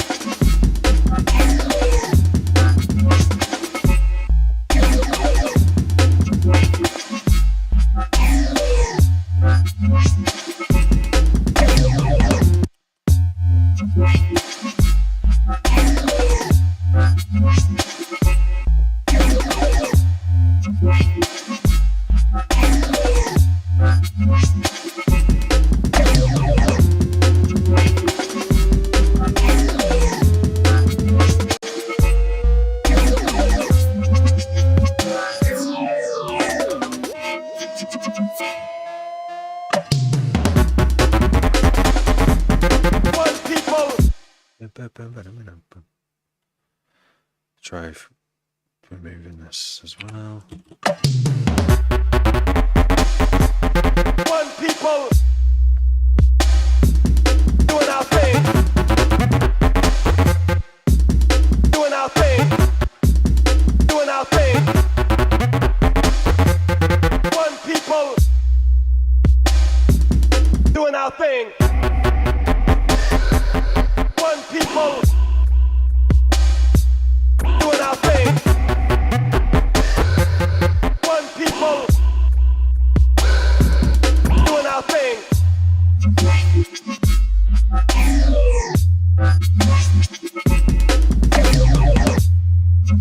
Yeah, that sub is I think it is just it's a rhythmic one. There we go, boobies. It's shaped like two hills, or oh, it is a bit of a shit. Okay, it's more than just no, that's turned off, so there's no effects. It is. I can't even hear the difference. Let's have a look on the scope.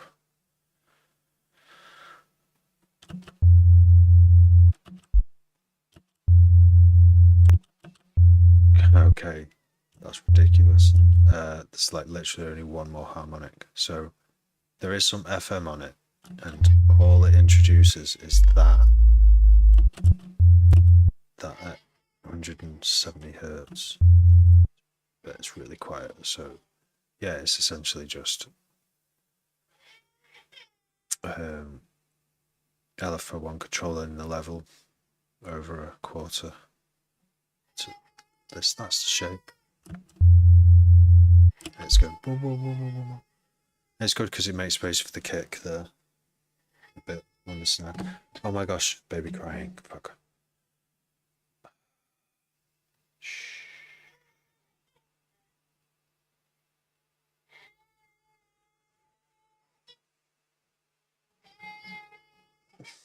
I might need to go. It's only 11:15 as well. Let me just see if I can make this. I'm gonna have to get this myself, for fuck's sake. Alright, so I'm gonna go. Fuck. I could just like wait here. I hopefully we'll be back in 10 minutes.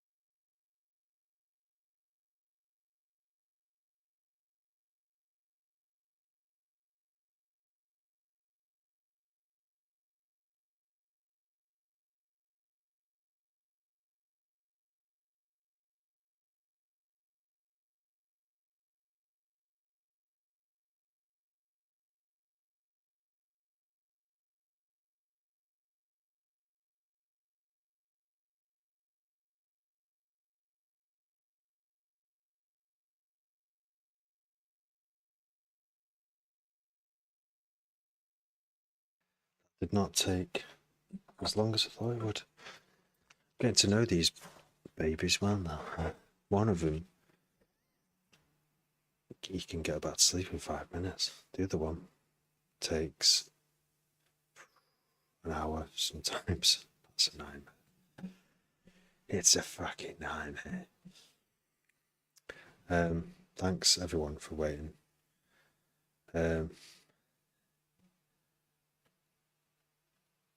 Baby cry samples. They make some very interesting. I did record them when they were newborns, and they had like these weird growly sounds. And one of my tracks, did I put one of my? I don't think the voice is in any of my tracks yet, but some of their rattly toys are. They've got some bells that rattle, like sleigh bell type bells. That's in my latest track that's on Spotify and SoundCloud. I think I did. You can just hear them really quietly in the background, but no baby sounds yet. Oh no, wait, no. So I got a granulator synth app on Android, and I thought while I'm in the lounge, because I can't do anything on a laptop and I'm looking after them, they'd be all over my computer. It just can't be done. But I did have recorded. I see what I could do all on this phone. So recorded a bit of their voices, chucked in a grain scanner, grain sample thing. Forgot what the app's called, and put it through. Did all this grain stuff with loads of grains and a bit of reverb, and bounced into a WAV, and then used that WAV in the track. I can't remember which one. Or whether I even published it. But it's great what you can do on a phone, isn't it? Hello, Burnout, and hello, MRGA. And thanks for waiting, Martin and James. And Random, if you're still there. Oh, you're still there. Oh, yeah, Baby Cry or something, yeah. Yeah. I think I'd rather get them almost singing rather than a sort of a distressed cry. It's more like a. They make some amazing sounds. I've not recorded them for a few months, so I think it's due. I will do. I'll do my ears. I got an ear infection, Burnout, and my hearing has only just become usable after 2 weeks. It's still not at 100% yet, though. It still feels like it's underwater. And fucking hell, like I've never had an ear infection like this. I think I might have had one when I was younger, and it kind of just went away after like a few days. Like my ears just. But this is 2 weeks now, and the high end is gone. So I don't know what's happened to my fucking ears. I'm hoping it's just clogged up, and it'll just all go away. Cross fingers. It's not anything like the malleus bone that attaches to the eardrum, or any of the ossicle bones that transmit vibration to the cochlea. So I've been reading into it, and that's a problem when you Google symptoms. It gets a bit scary because you hear all infections can lead to partial deafness, or complete deafness if it's left too long. So yeah. Now, that's what got me to A&E. I went to A&E, like, please stop this. Like, it was really painful, incredibly painful. They gave me paracetamol IV. I had to wait 3 hours. They thought they'd give it me. I had to wait 3 hours for paracetamol. I didn't take any because I thought I'd get some at the hospital. But I had to go up and ask for it. And they said, oh, we'll get you one sorted now. So they sorted me out. And I think you have to kind of ask for things in A&E. They kind of like forget or something. Raw Ginger Random is a top shout, yes. I used to live near an amazing organic cooperative in Chiltern called the Unicorn. And when I lived near there, my lifestyle was a lot healthier. You could just walk down the road and get organic everything. And so I'd always have ginger in and turmeric and garlic. I'd eat raw garlic. I've started eating raw garlic again. I do never want to get an ear infection again. So I'm trying to eat raw garlic every day now. I mean, I've not, like I say, I've not had one all my life like this. But yeah, losing my hearing is fucking. Sure, I'd deal with it if it went, if my hearing went, just like everything else. Just carry on, don't you? Find something else to do. But no, I feel like I've come so far with music, I can't, that I don't want to lose it now. Or if there's a chance I can prevent it happening again. But it's been like really unhealthy lifestyle leading up to Christmas. It always happens. The food, the temptations, and the icy weather stops me from doing exercise outside. Like I would walk, but when there's ice on the pavement, it's just I kind of like I don't want to hobble. I want to power walk. Yeah. So yeah, I haven't actually got any ginger in the house, and that's a problem, isn't it? There should be ginger. It's cheap. It's plentiful, fresh ginger. It's got to be raw as well, yeah. It can't be powder. Try the wax cones. Oh, she's crying again. No. It's because I'm talking. The wax cones. I've heard about those. Apparently, they're not recommended by like the NHS. So it worked for you.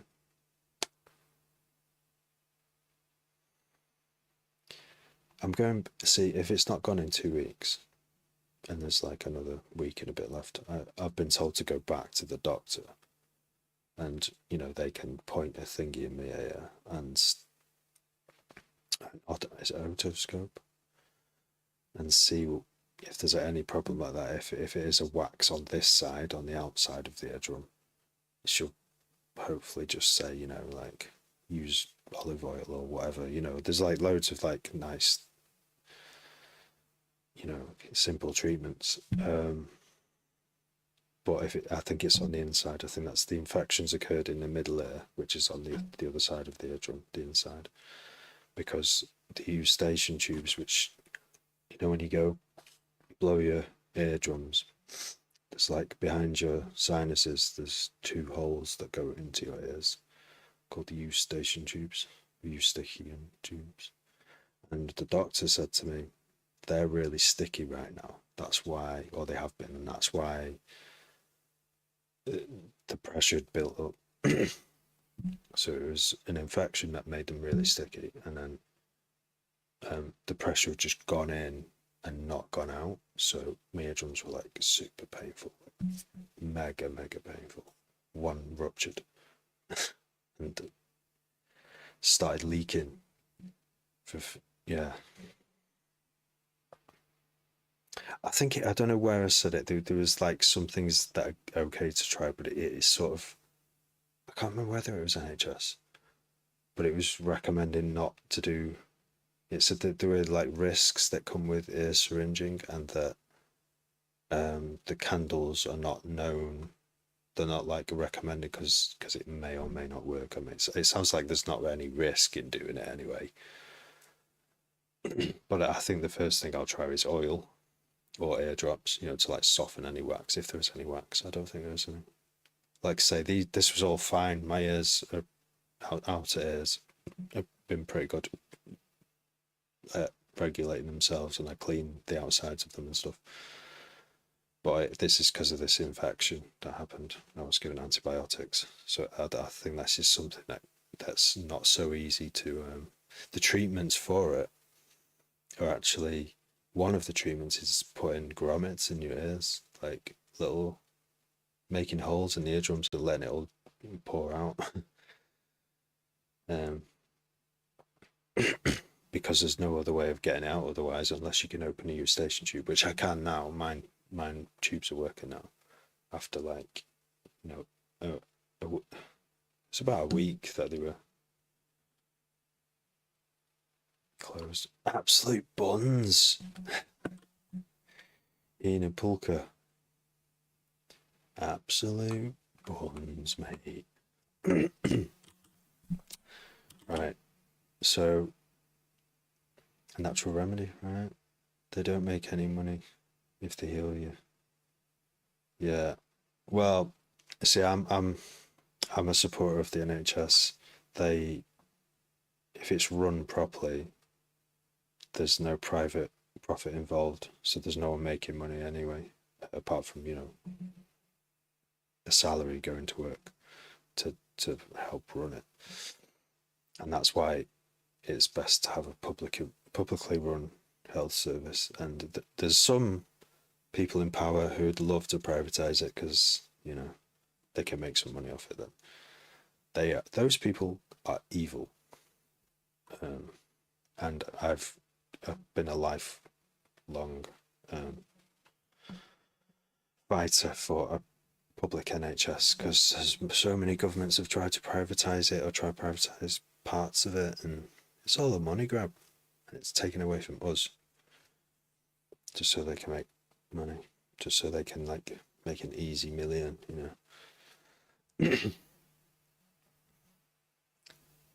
Excess wax. All right, no. Do you wear do you wear ear protection, and that contributes to it as well, like having sort of ears that aren't breathing? Because I imagine in a noisy work environment you have to wear ear protection, but by doing so you get you don't have that air circulation, do you? But yeah, it's fucked up. Ears are amazing. The human body is amazing. Yeah, true. Yeah, they do. National insurance partially covers the NHS budget, but not all of it. So the rest has to come from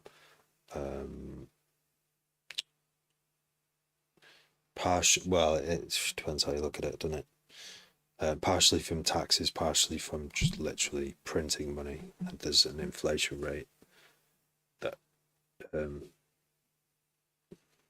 there's an inflation, the currency devalues over time constantly, and that's because the government is funding things like the NHS and other services.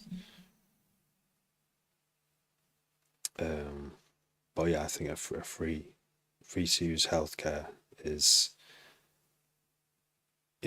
the best way, not just because you don't have to worry about a medical bill, which is going to make you sick if you lived in America. But if it's all privatized, they can all just charge whatever they want, and there's you'd think competition between different private healthcare providers would be a good thing, but it's not, because there's shareholders who want paying, so that you have to pay them as well. So yeah, it's best if the government owns it, because then they don't want a profit. They just want to run it in everyone's interests. If healthy, happy population make better workers, you don't need to sell your soul and do some evil fucking work just to fucking fix your leg so you can walk again. Like in America, it's just fucked up. It's fucked up over there. And I really feel for them. And the corporations absolutely take the piss and somehow manage to convince them that it's the best system, that the USA is the best country. It's how can you say that when you don't have free healthcare? If the USA have free healthcare, I'd be like, yeah, that's pretty good. You're doing well there.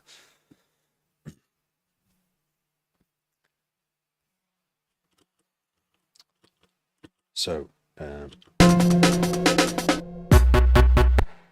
yeah, but this Labour government, there's some nasty, even in Labour, some nasty lot that have infiltrated Labour who have been paid for by private healthcare donors, and they want favours. They want some of the NHS to be run by their private health company so they can make some money, and basically either charge more or charge the same and cut the quality of service. That's how it works. That's how privatisation of anything works.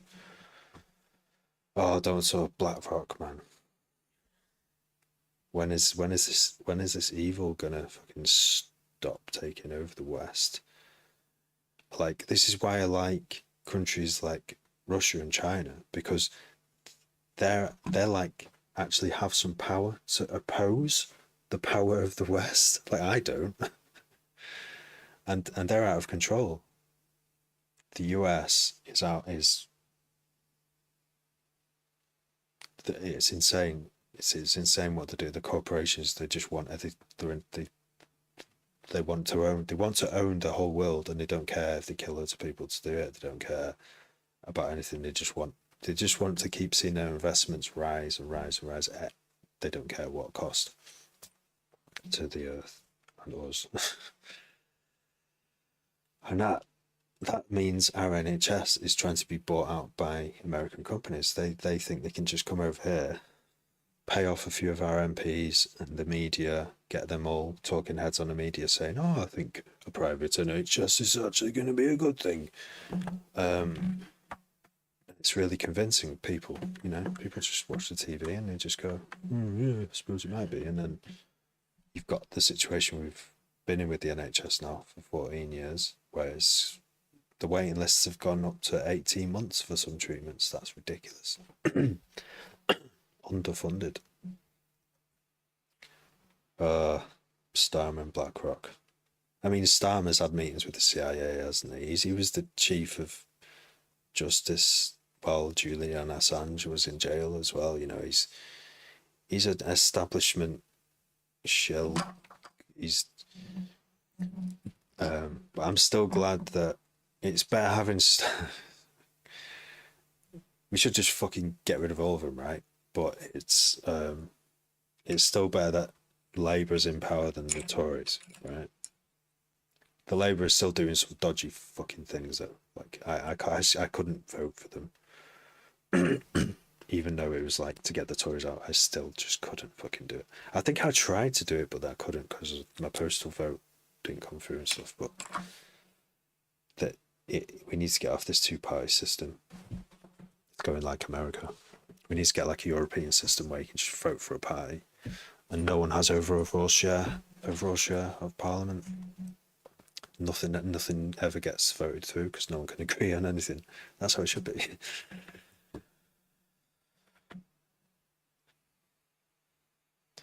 Spinning by big corpse.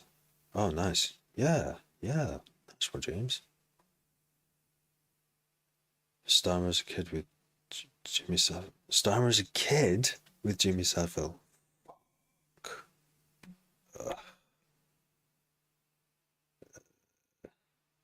Are they all pedo? Like, are they all fucking pedos? Is that what it is? Oh shit! I just realised that how much I'm swearing. There's someone's kid who's apparently watches my live streams on YouTube. Not live, but he watches the videos. So we're just like, I'm not going to change the subject because it's like really important stuff. I mean, this bit's fun. Gotta do this because the light of reality is like really fucking harsh. The more you know, the more you understand about it, the more powerless you feel. I have power over me, though. I have power over what I can do. Why? So I'm gonna spend a lot of time just enjoying life, and you know, I can still write an email to my MP though. So that's what I did recently. It's just with a few clicks, I could email my MP my recommendations. So I didn't have to write anything; it was already written. But it was basically like how the NHS can save 10 million a week by doing this, that, and the other. Like buy up all the private hospitals and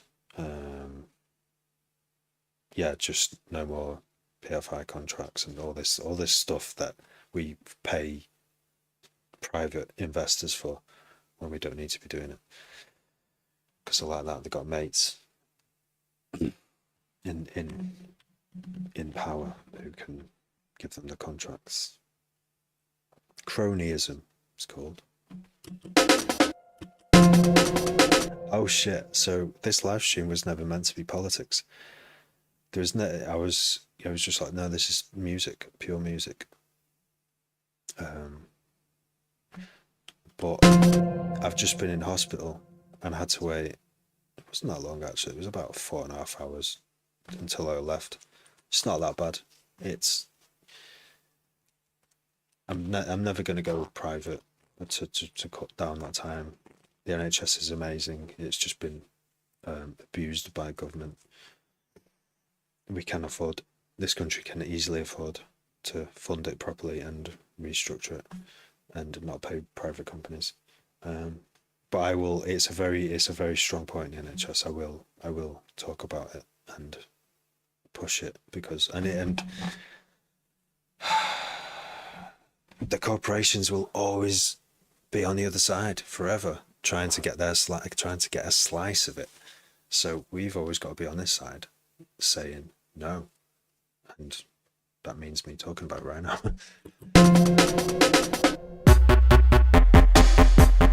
One people. James, you're back, yo. Just got shadow banned. Oh shit! What did you type, James? Sponsored by Black. He said sponsored by BlackRock. That would be messed up if you've got banned for that though, because you've not actually broke terms of service there. Stam had a meeting. No, it's not that one.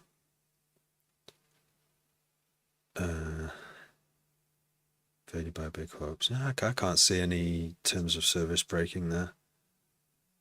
He did say, oh wait, where's that? No, where's that comment gone? There's one comment gone, isn't it? Or was it you? Oh no, it was Carlos saying the photo of Starmer.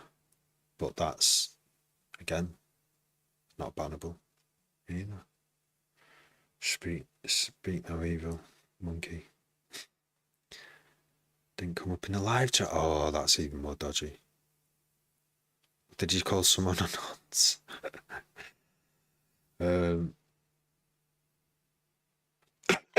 Yeah. NHS is full of amazing people, yes. Yeah, it really is. I know a few around here now. I've got a few friends who are like mental health workers in like A&E. And they're dealing with people who are like, on the edge. And they've got a really hard job. Sometimes it's fucking... But yeah, they're like angels,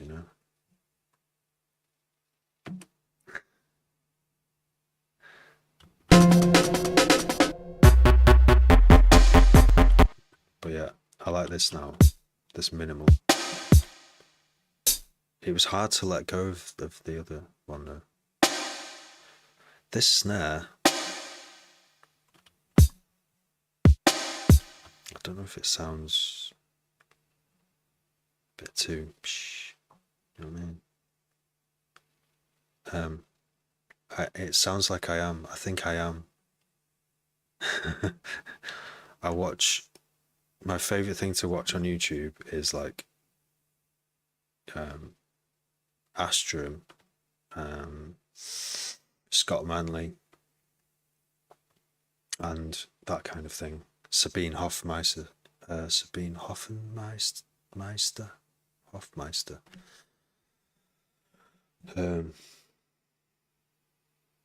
But they don't really speculate. There's some speculation. But I do love saying what if with people all the time. So yeah, I'd say yes, I am. Are you into speculative physics?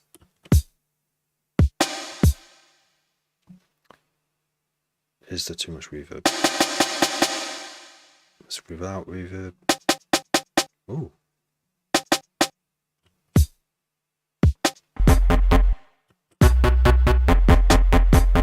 One people doing our thing. I think the snipers have got bigger things to worry about. I used to worry.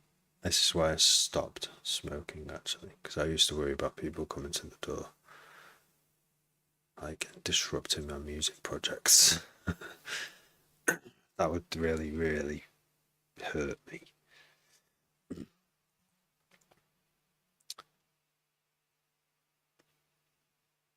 The universe is sick, and hell yeah, I am. I spent the past week writing a physics paper. Oh, nice, yeah. Oh, I'd love to debunk it. And I'm sure you'd love me to debunk it too if it's debunkable. I mean, that's what I like doing now. Is like, you know, I don't come up with anything new anymore. I just debunk other people's stuff. But the stuff that Sabine Hofmeister debunks is, you know, she knows her stuff, and basically most papers that are written on, well, yeah, most papers are written are like just kind of referencing other stuff and not really like, do you know Roger Penrose? I respect Roger Penrose and his theory of the black hole universe, but some of the data suggests that could be what's going on, but it's kind of like anything beyond like the edge of what's visible in this universe is kind of just like, it could be anything. You just make up anything, find some data that matches what you think it could be, and just say, there you go, this is what it could be, and everyone will go, oh yeah, it could be that as well.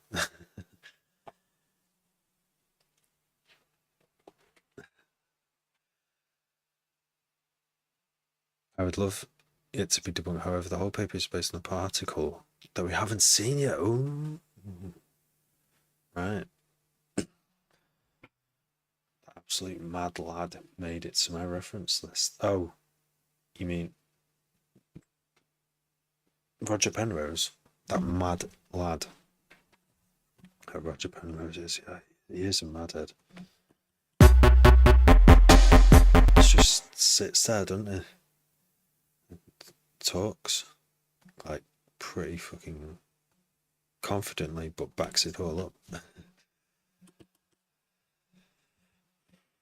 So after turning the reverb off, sounds way too dry, but you can hear that it actually interferes with the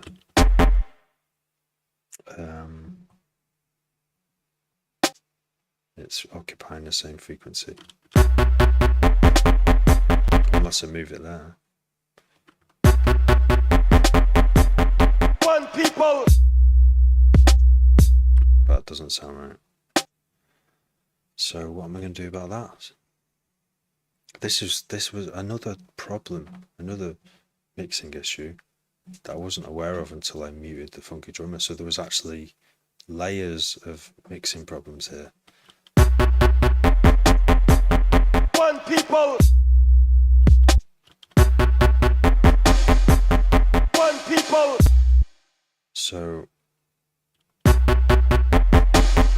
I think what's happened,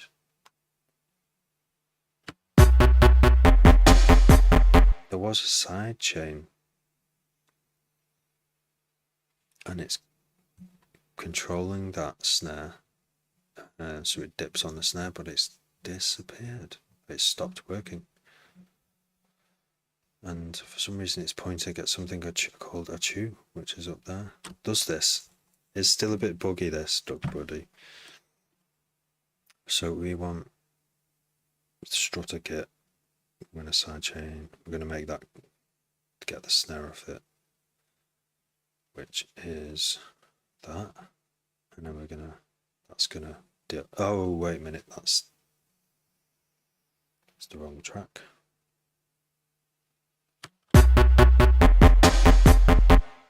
We don't want the bass track. We want the everything else track. This one. There it is. Strutter.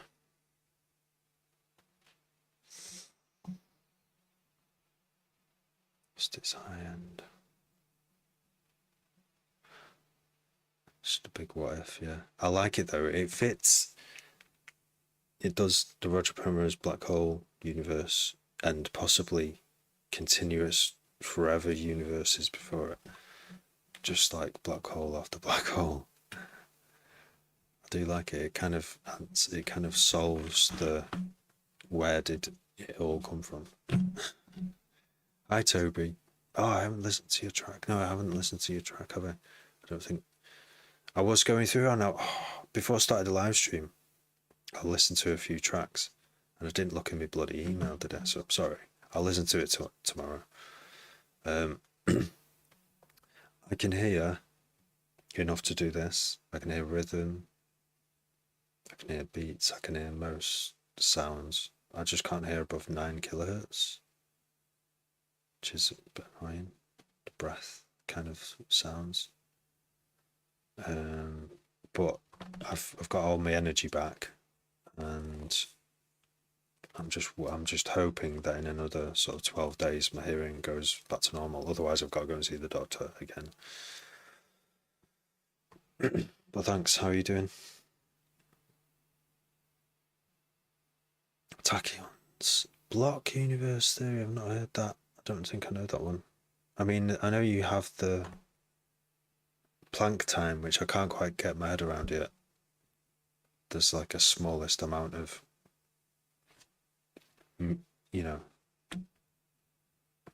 distance that like that everything must quantize to, but I guess it's not like that simple.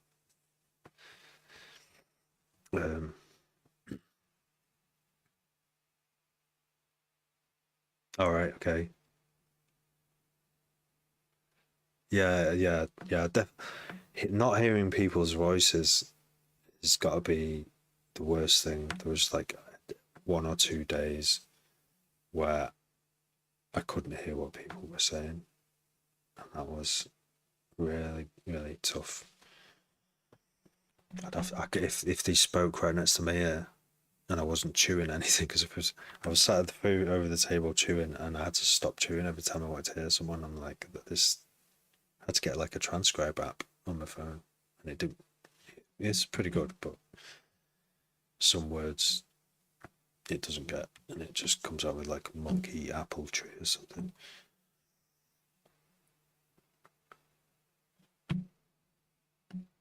Time is always happening and always has been for. Oh, okay, all right, yeah. All right, I didn't know that. Yeah, that's. Yeah.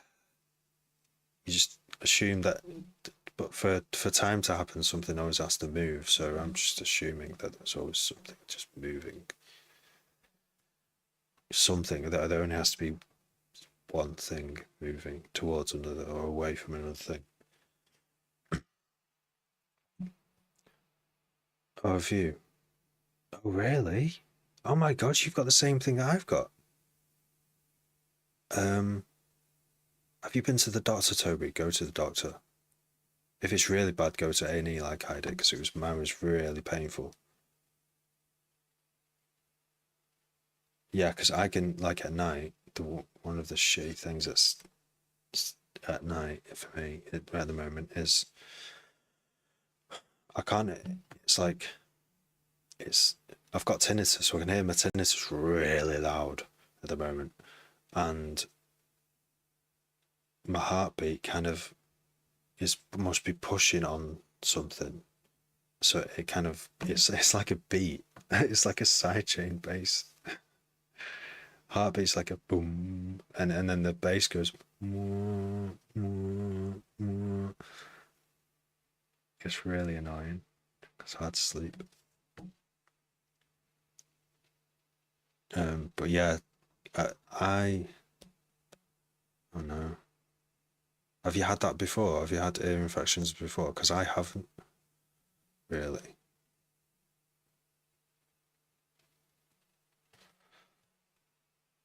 Constantly in motion. If it's still, yeah. Yeah, well, yeah. I mean, unless everything's like at absolute zero and there's no heat left. But even then, there'll be things moving away from each other relatively.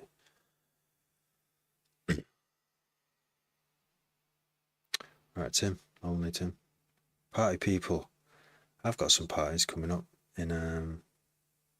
One is when I go to bed in like 15 minutes and I close my eyes. That's gonna be like oh, it's bad Toby, isn't it? That's gonna happen. It's Tremors. How you doing? Yeah, when we've covered the NHS and we're now gone into the universe and back to my ears. I got an ear infection, Tim, and it's made me deaf, and my hearing's slightly come back. My eardrum burst, like on my left side, fucking green shit coming out of it. Went to A&E. They're like, yeah, it's infected, and then they gave me some antibiotics and some IV paracetamol because I went in with the pain and because I was worried about going deaf.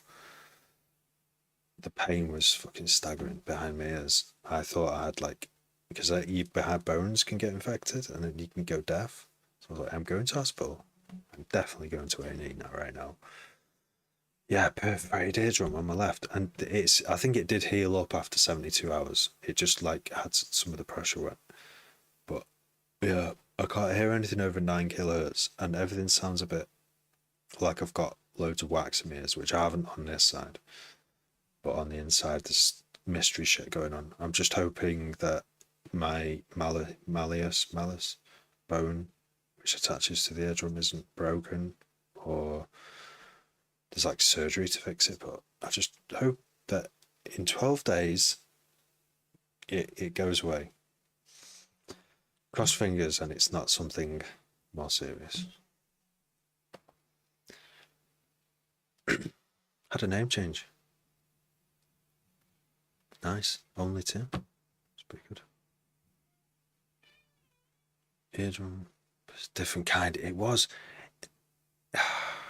It wasn't a relief either. It was painful when stuff was coming out of it. It was like bubbling. It was fucking. Ow. But by then, my whole head was hurting, and this extra pain on this side, it didn't really make much difference. It was just couldn't sleep because I just keep hearing these liquid noises. It sounded like a car reversing over gravel. It was such a weird sound. No way. On the plane, yeah, it says that. Yeah, it can happen. Do you know what's really weird? I checked the air pressure that day as well. And it was unusually high air pressure. I don't know if that had anything to do with my ears were infected anyway, but it might have had something to do with it bursting. I don't know. On its own. It's a lot of pressure, that, isn't it? To rip skin. No way, Scott.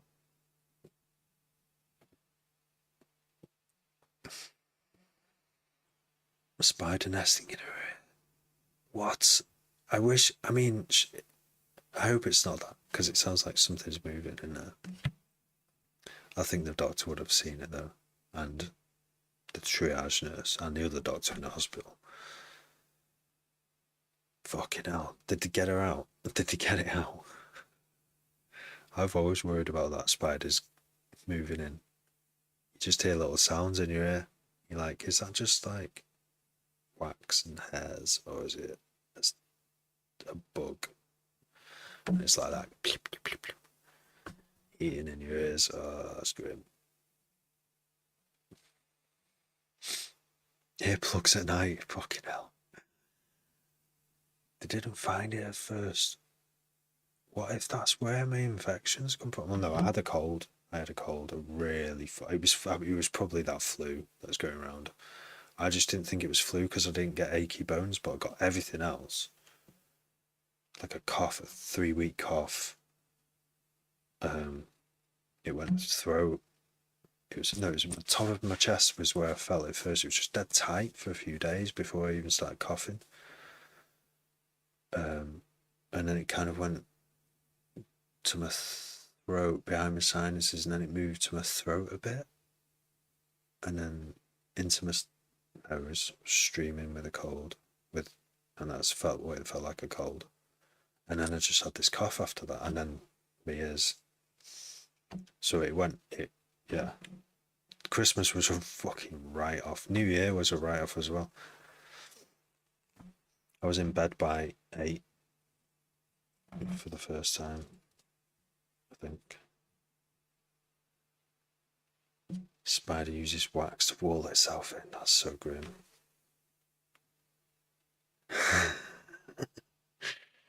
So I had this the feeling in my ears a few weeks ago, and I'm like, I would surely know if it was a spider, but they live in there for fucking ages, don't they? And it's not, my hairs, just a bit of wax and hairs moving around, just like they do, like growing. They've got to move at some point, haven't they? Ear hairs. Oh yeah. I'm at the end of the coughs now. It's like 3 week. Wait, it's probably longer than 3 weeks now. There was this really annoying long tail cough after it, where it was like, just it would be something there, but not much. But it would still be, you'd feel it. Fleming. Is it a person's first name? Fleming.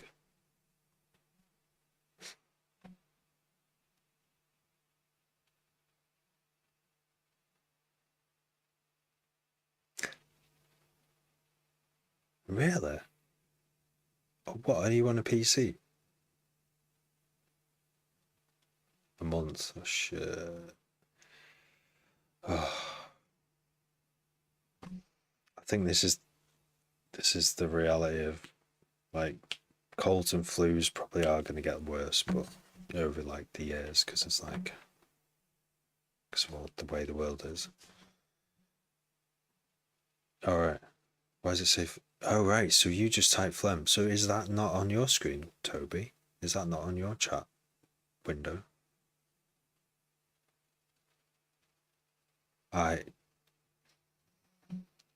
Something's weird. Something's weird with the chat, the text chat on TikTok Live Studio. It's strange. I've seen so many like things where it does weird stuff. People say they write something and it changes it to something else. I'm like, okay, maybe that's just, smartphone autocorrect or whatever, but no, that stuff like that isn't. It just says phlegm. But what's this here? I don't know what this symbol means. Is it a smiley it doesn't recognize, or is it is this an auto? Oh, see original. Oh look, it's translating it. Turn off auto translation. Right, it's because I've got auto translation turned on. No way. Because I've seen that A symbol a lot. And I've been like, what does that mean? There we go. Mystery solved. I like that. I'm glad it's not like a weird TikTok thing. That would yeah. Yeah, because that auto translate thing is really good though, because I think people have come on here in their native language and I've been able to interact. Yeah, me too. Yeah. So yeah, let's see if any foreign language appears on here now. I'll probably just right click, do C translation rather than have it turned on all the time. So this snare, is it even tuned?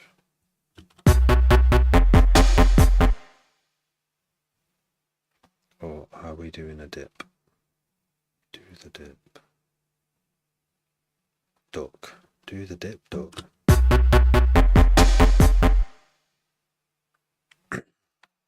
Tom, snare. One people. doing our thing. One people doing our thing. One people doing our thing.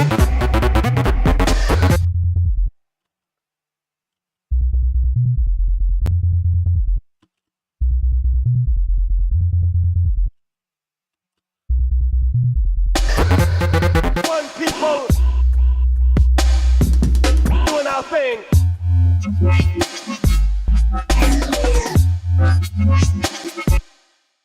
So someone told me this is the power of TikTok, right? On TikTok Live, I was like, I have no idea where this samples are. I was, when I first started doing TikTok Lives, this is the 67th TikTok Live that I've done. And early on, there was a lot of talk about samples. And this will come up time again about samples.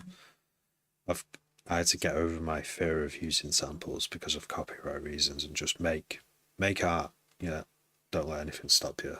Sample everything, whatever, do whatever. And I've taught myself into it, and that's why I've got that sample in here now, so it's working. But I was like, I need to know if I want to release this track on, if I want to safely release it on Spotify, which I kind of do, I need to know who this is. One people. I need to know where this sample is from. All of us are one people singing our music, popping our finger and doing our thing. Wait, what does he say? Popping our finger. Does he say popping our finger? How would you pop? I don't know what he's talking about, but all I heard. Popping our finger and doing our thing. Is it popping our finger? Is it reference something else? Anyway, love it.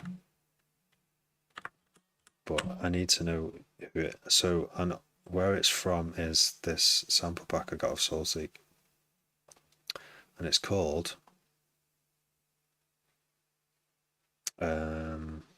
Old School Vox. That's all it's called. And it's like a treasure trove of vocals sampled out of soul, hip hop, probably more than that. Maybe even stuff out of films in there. It's massive. It's too much, and it's semi useless. It's great for making underground music, which I kind of make, but it's really, it's a little bit useless if you want to publish, because it doesn't tell you, there's no meta information, it just got WAV. So I've got no idea where it came from. And then someone said to me on live stream where it's from, and it's from, in fact, the way I'd usually find out is, all of us are one people singing our music.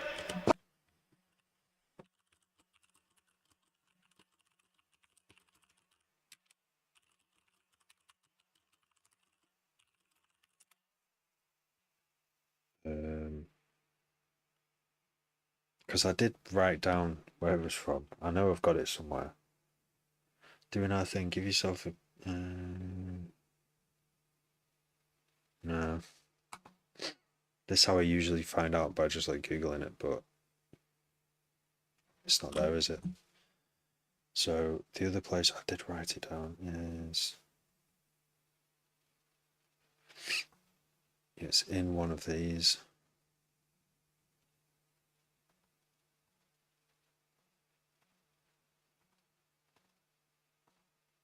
I wrote it in the notes. And I can't remember who told me. Someone told me. Oh, Frank. Yeah, I did say. Frank's found the sample. Frank's. So someone called Frank's on TikTok. It's from Introduction Complete, Jesse Jackson, 1973. So that took somewhere that, you know, I couldn't find the answer to that. I had someone who knows a lot about music more than I do had to hear it and be able to answer my question. So, you know, if I try and self-release this and I don't, if it is public domain, I'll be okay. But if it's not, Spotify could take it down, couldn't it? And take all my stuff down because I lied about not having the rights.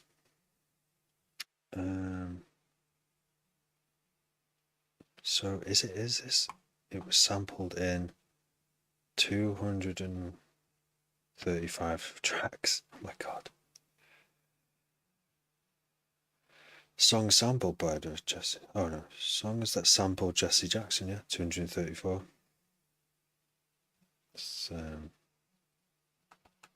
I've never heard it before. I might have heard One People before. I might have heard that.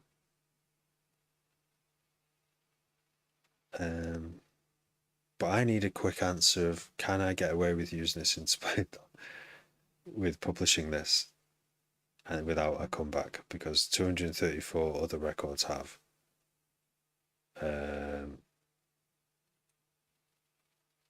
Oh no, this is just Jesse Jackson that's been sampled, not that specific. So I think it might be. It sounds like a live. It sounds like a live thing, doesn't it? Like it's a live performance. All of us are one There's people. a crowd there. All of us are one people, singing our music, popping our finger, and doing our thing.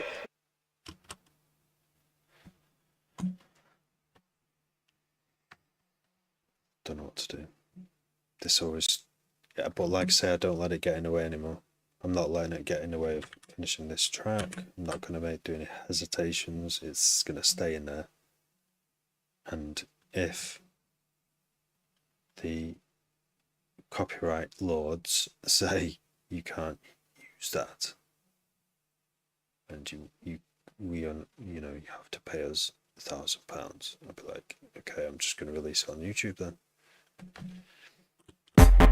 One people. I think, do you know what I haven't been on yet? It's track clip. Anyone seen this? Someone said I should go on track clip.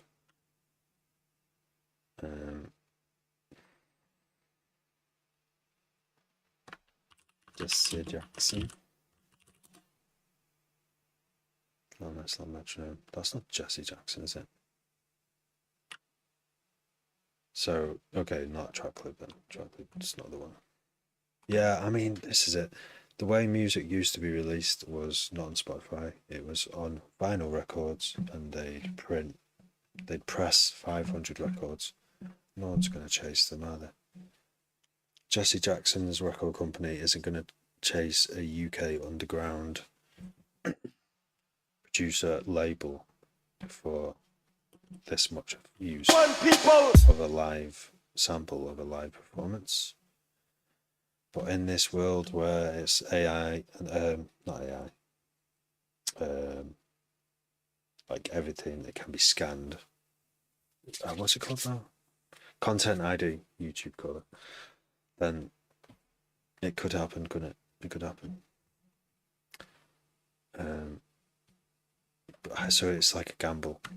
I'll probably want to release it, and I want to leave the sampling.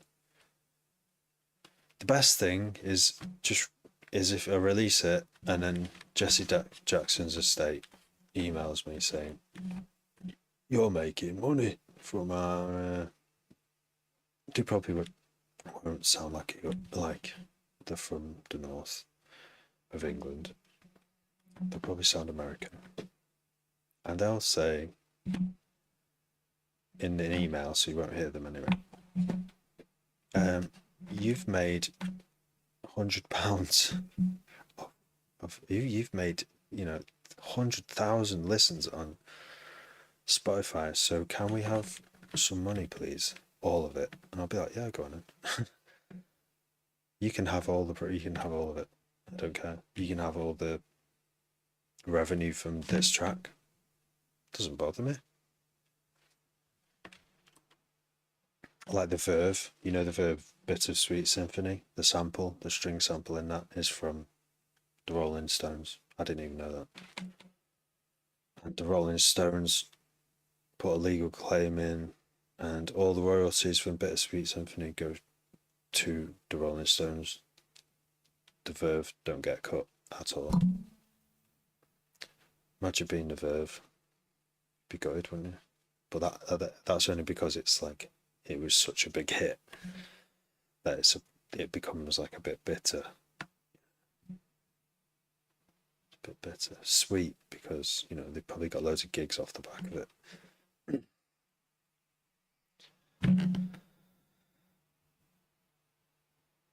Can time stretch. Wait, how did I miss all this? Oh yeah, sorry, yeah, I was rambling then, wasn't I? I missed. Royalty free is that sample pack. It's a free sample pack. Well, it's probably not royalty free. I think there's loads of hip hop. See, this is the thing, that hip hop community always sampled other stuff. It's a bit different now, but I'm sure they wouldn't mind sampling their stuff, and someone's going to sample my stuff and use it, aren't they? Actually, some of my stuff has been sampled, and it's being released soon. I was well happy at that, and I'm even getting a cut. So the right thing to do is ask permission. So I should find Jesse Jackson and ask permission. Shouldn't I? I don't know. Don't know what to do. So yeah, that Soulseek. If you don't know Soulseek, go and get Soulseek.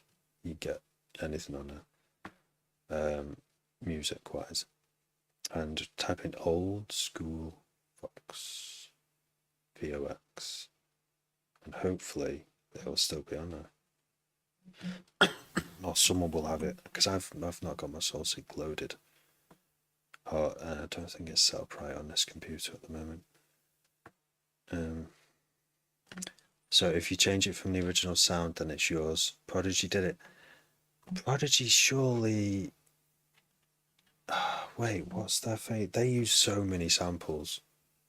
There's nearly all samples in it. I wonder if they got any permission to use any of them. Because some of them are. Isn't there a Michael Jackson sample? Like the Your Love. Your Love. It's not really had anything altered to it.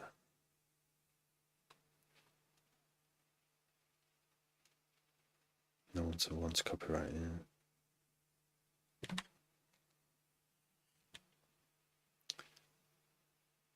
Sample under fair use. See, I've read this about fair use. There isn't the one rule is now is if it's someone else's, they own the copyright to it, and you don't have to get permission to do what I'm doing now. Like, you don't have to get permission until you publish it, and when you publish it, you're sort of leaving yourself at risk of having all the royalties taken away from it, which I say that's probably the worst case scenario. Is they actually sue you for damages as well. So they don't just take your royalties. They could say you've used it without our permission in a tune that we don't like and think it promotes drugs or whatever. They could be an arsehole about it. And if it's a big record company, they probably will be. And if they think you've got money, any money, they'll try and get it out of you. They'll try and get it off you. Just because that's their business, isn't it? Being a cunt. Those big labels, big record companies. So it's like, it's a risk to not ask permission, I think, these days, more than it ever was.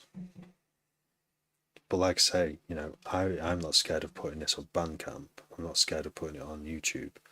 It's just Spotify. Even on Spotify, you get away with it until you hit 1 million streams, and then they're like, oh, what's this?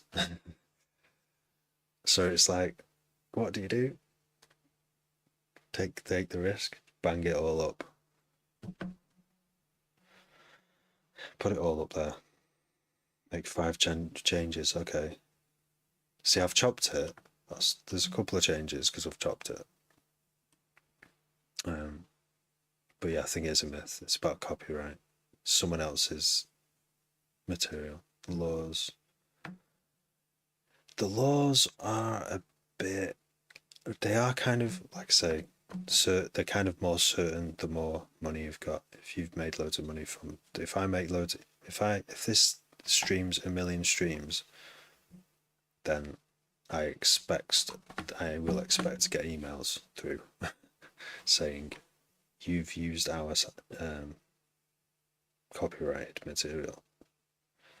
I'd be like, but like I say, my solution is, oh, sorry, what do you want? And if they say all of the royalties, I'll be like, can I give you 80%? And they'll probably say no. So I'll just say, okay, you can have all of it.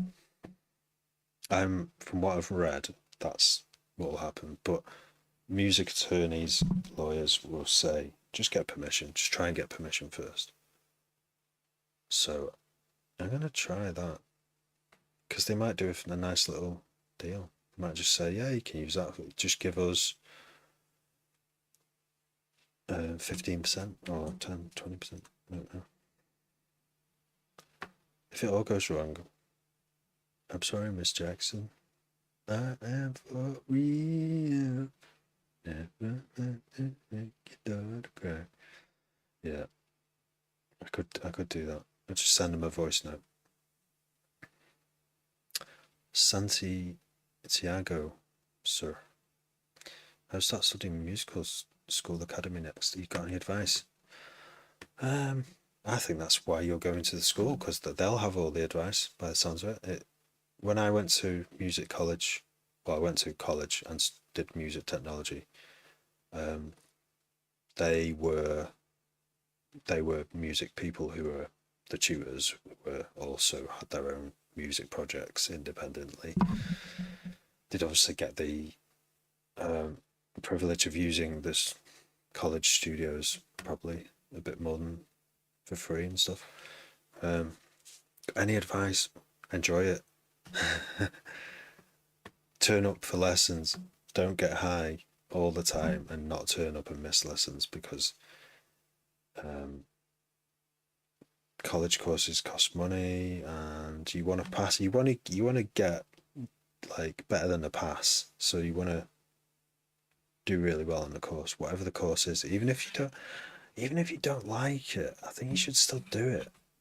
I mean, this is me saying I've dropped out of things before and only got passes on things, but if I was to do them again, I would finish them to the best of my ability, which would be getting distinctions on everything, because I know I can do that now. I know how to study, I know how to learn things now, but 20 years ago I didn't, and I did pretty bad. But yeah, the people you'll meet there are like the best thing about music school. Yeah, the connections you can make, and if you're not a shy person, if you're not super shy like I kind of was, you'll be. It's a good place to start collaborating with people who are just starting out as well. Just like, yeah, just have fun. Have fun. It's my advice. Good luck with it. Hope it goes well. Didn't get any permissions.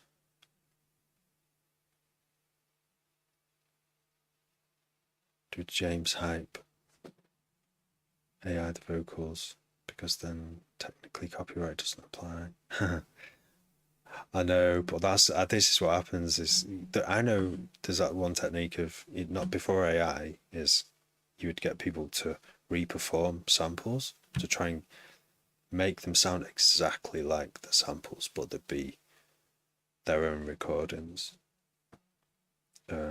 But it's never going to be the same energy as whatever's going on there. You can fake that a lot, but it's never going to sound exactly like that. I mean, some tracks sound like they've had all the samples stripped out. Which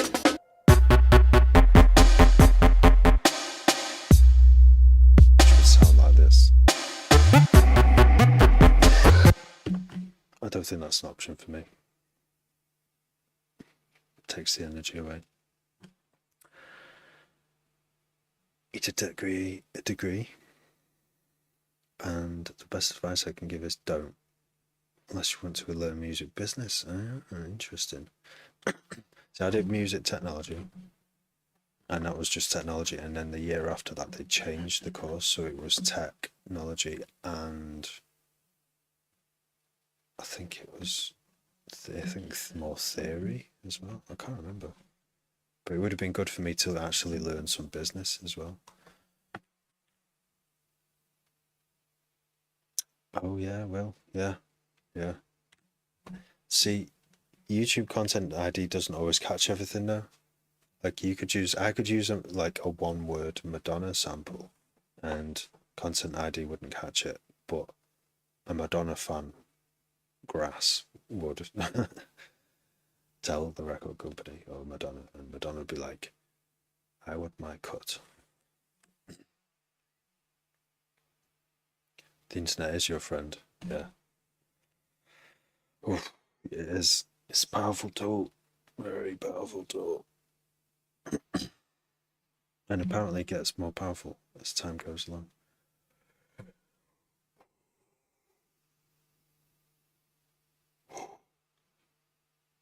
Don't try and fight big record labels. Yeah. No. You gotta just if you're using some of their copyrighted material, don't even bother. Just give them what they want.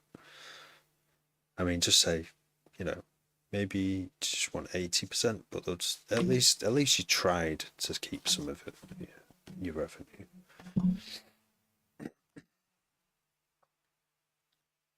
Treat it like a gym membership. See that, Andrew. that wouldn't work for me. That advice. Like you come to, I don't even go to the gym, so yeah. Everyone wants me to go to the gym at the moment because I'm like, I got really ill, and I think it's partly down to me not having enough lung exercise. Yeah, good lungs. You need good lungs to survive. The gym is, I've got to get across the ice to get to the gym, so no. Jogging on the spot at home, I could do that.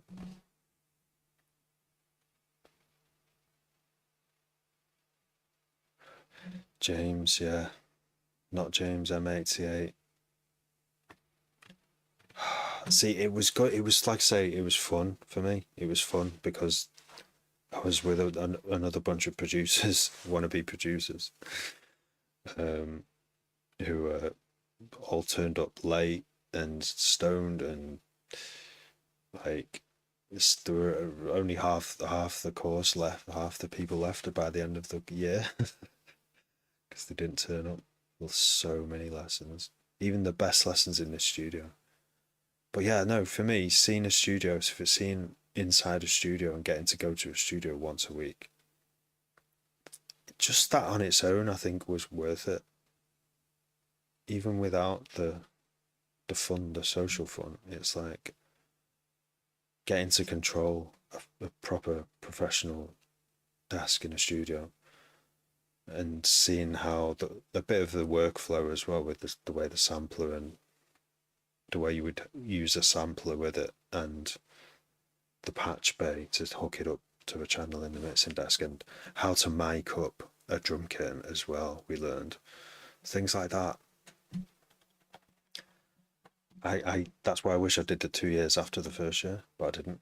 I dropped out. I finished the year and I didn't do the follow-on 2 years, which would have been more in depth.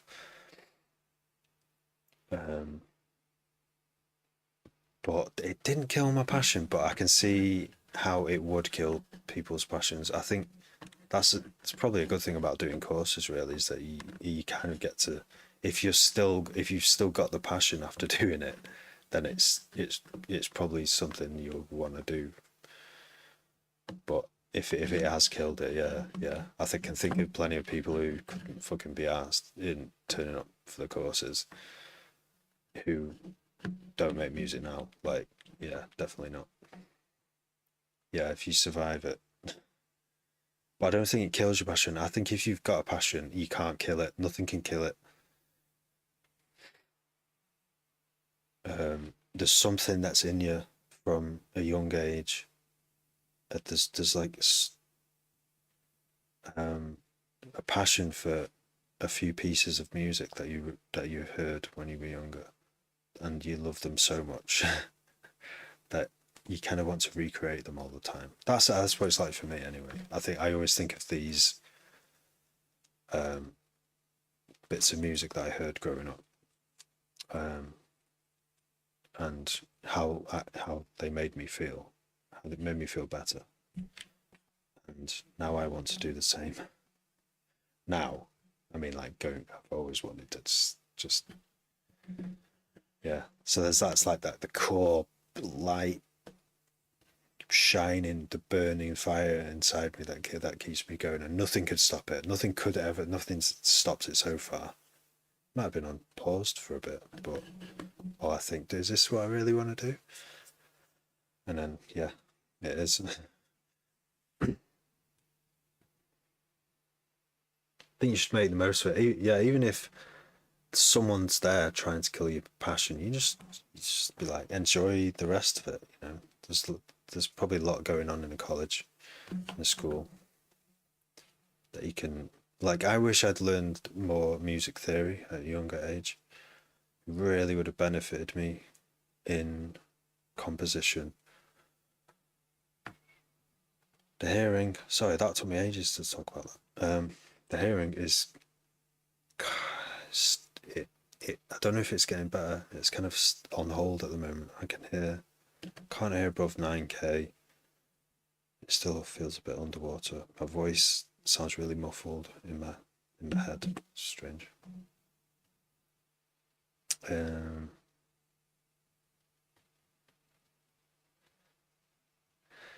study through for my grade 5. No way. I think I don't know if I would have liked it when I was a kid. I don't think I did. But it would have been a good time. It would have been if we did 2 years of it in the first year of secondary school, like trying to read music, like CDE, you know, just doing on paper, and this keyboard there. We all had a keyboard. If we had an hour a week for not just the first 2 years of school, but for every year of secondary school, I probably got to have done a lot better at music theory. But that's obviously, they don't want to teach that, and it wasn't a GCSE option either. So, but it would have been a good time to learn it, because that's when you soak up more, isn't it? When your brain is still growing. Heading to bed, Toby. Good to see you, mate. I should do the same. Yeah, I hope you get well soon. And thank you, yeah. Yeah, I hope yours here, yeah, start getting better. Definitely go see a doctor if they don't, because you don't want to lose your hearing, do you? I'd say. I was scared. But I was reading loads of stuff about it, and I was like, it's in the realm of possibility. Anyway, it probably is just fear in it, reading stuff on Google. Small fry Stephen got recommendations to try the door Bitwig. I have not tried it. I've heard of it. It looks really good. Apparently it can load Ableton projects,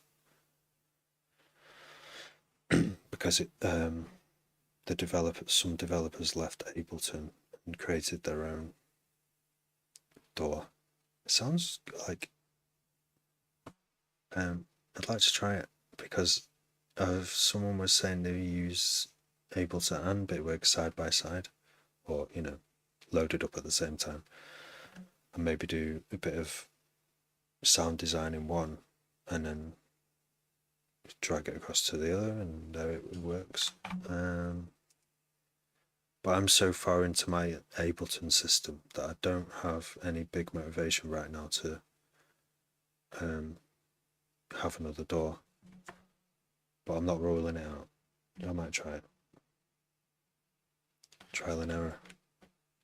It still is trial and error. It's still fun though, isn't it? Pretty much everything I'm doing in music is trial and error. Mixing,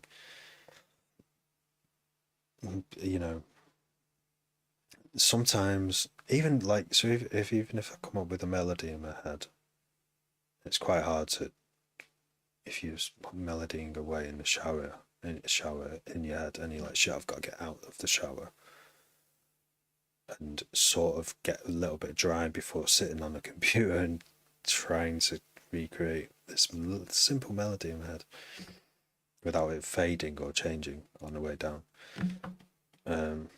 It's the worst way of making music, doing it like that. But yeah, it's as soon as you press what key, it kind of degrades what you can the dream of what you could hear in your head goes. So then there's a bit of trial and error there, trying to get it back. But I think, yeah, when you're actually trying to come up with a melody in your head, sometimes it's just there, it just appears. It's just like, and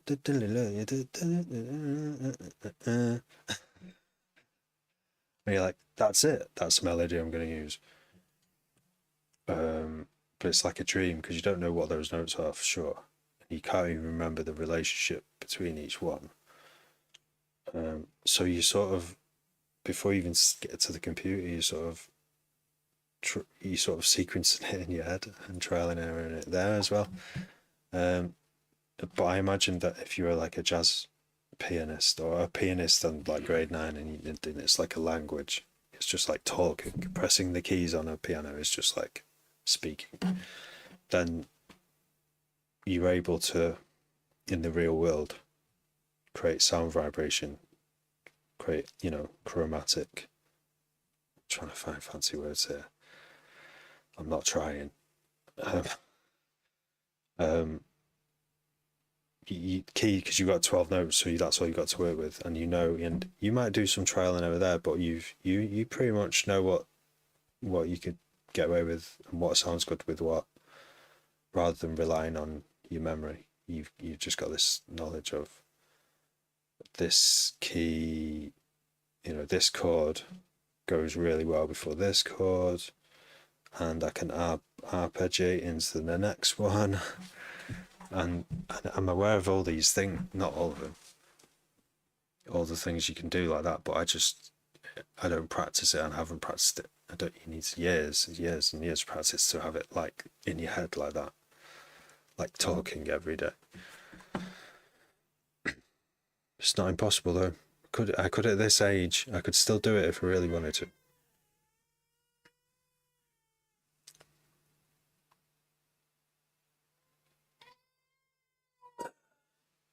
So are you going to use it, small fry Stephen? Oh, the baby. Come on, baby. Go to bed, sleep. Guess.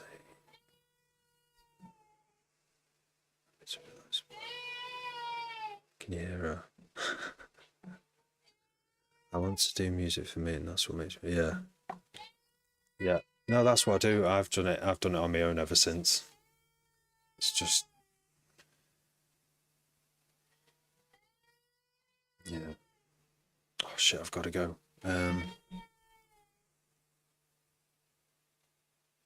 Sing in the shower. It's all gone. Yeah. It's so annoying. Yeah, that's it. So since that music started coming, I've decided to go it alone and just did it alone at my own speed. In doing, learning, and focusing on bits that I want to focus on, basically. But it's taken me a long time.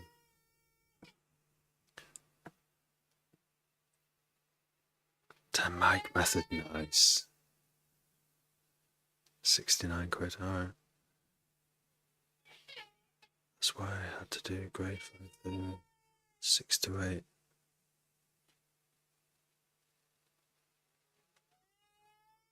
Right. Trial, yeah. Yeah, sounds, yeah, give it a go. See how it goes, see how it works for you. It's cheaper than Ableton, isn't it?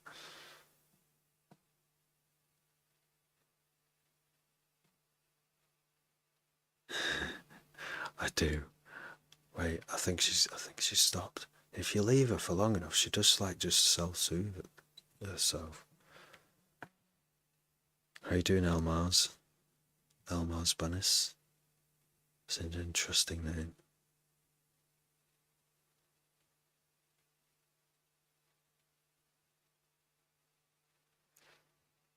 She has stopped. Oh no, she started again. She's like, no, I want more milk. Righto, kiddo. I'm gonna have to save this project now. Control Alt S. Jinxed it.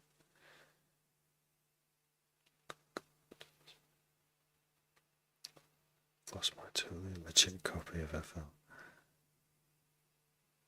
Can't tell if that's a joke. It's totally legit. Oh yeah, you came on the other day, yesterday, didn't you? You've lost your whole bloody 5 years of work on an album. Yeah. Did you make any more headway on that? Recovering it.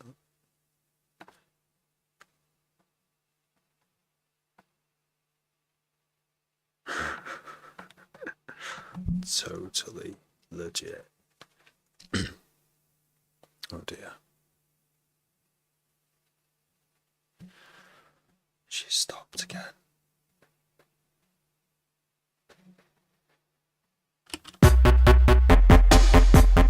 One people. Yeah, there is a site which I've been using for a bit.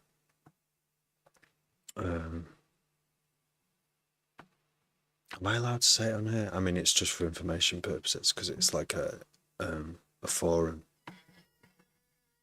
Oh, she's still crying. It's called audios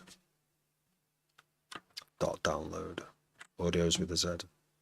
Yeah, and it's just like a forum, but it also has like it has some downloads on there. It's quite interesting. I can't remember who showed it me. Long time ago.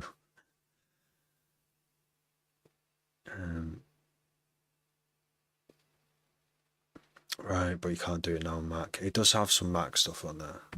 Yeah, I mean that's what it is. So their ethos is not to make money using crack software. And if you like the software that you use, buy it. And I haven't made any money from music, like barely anything over 20 years. But I have started buying it recently. I've started buying everything, and there's the benefit to buying it as well, isn't there? Like you just get the updates, and you don't have to like fuck around with it,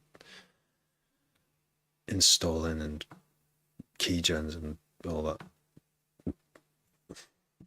So yeah, it feels good as well because I've used Ableton for so long that I was just like, I really, really, really want to buy this. Like, I really, and I eventually had the money to do it, so I got it.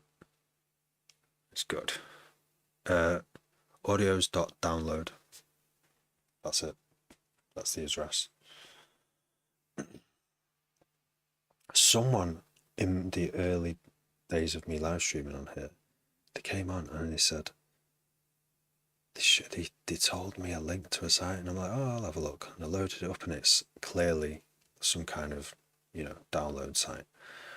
But I think initially, you can't trust any of them because they could be hacked and cracked and then cracked again by someone, they could be hijacked and they could have malicious stuff in the download. I mean, that's what you get from torrents. I think if you get a torrented software, you don't know The torrent sites used to have a community on them as well, with commenters saying, yeah, this is good, this works. And that's what you want, really, because you don't want to download something that's got a Trojan in it or a virus. But yeah, Audios has a community.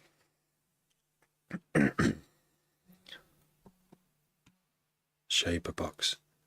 Alright, yeah. See, that's another thing as well. Yeah, there's things which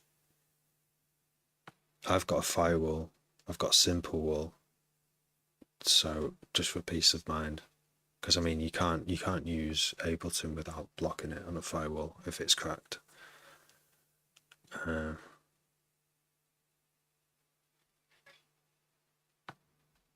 Too risky. Right, let's just bounce this now. And I'm gonna have to go upstairs because she's just like whinging quietly now.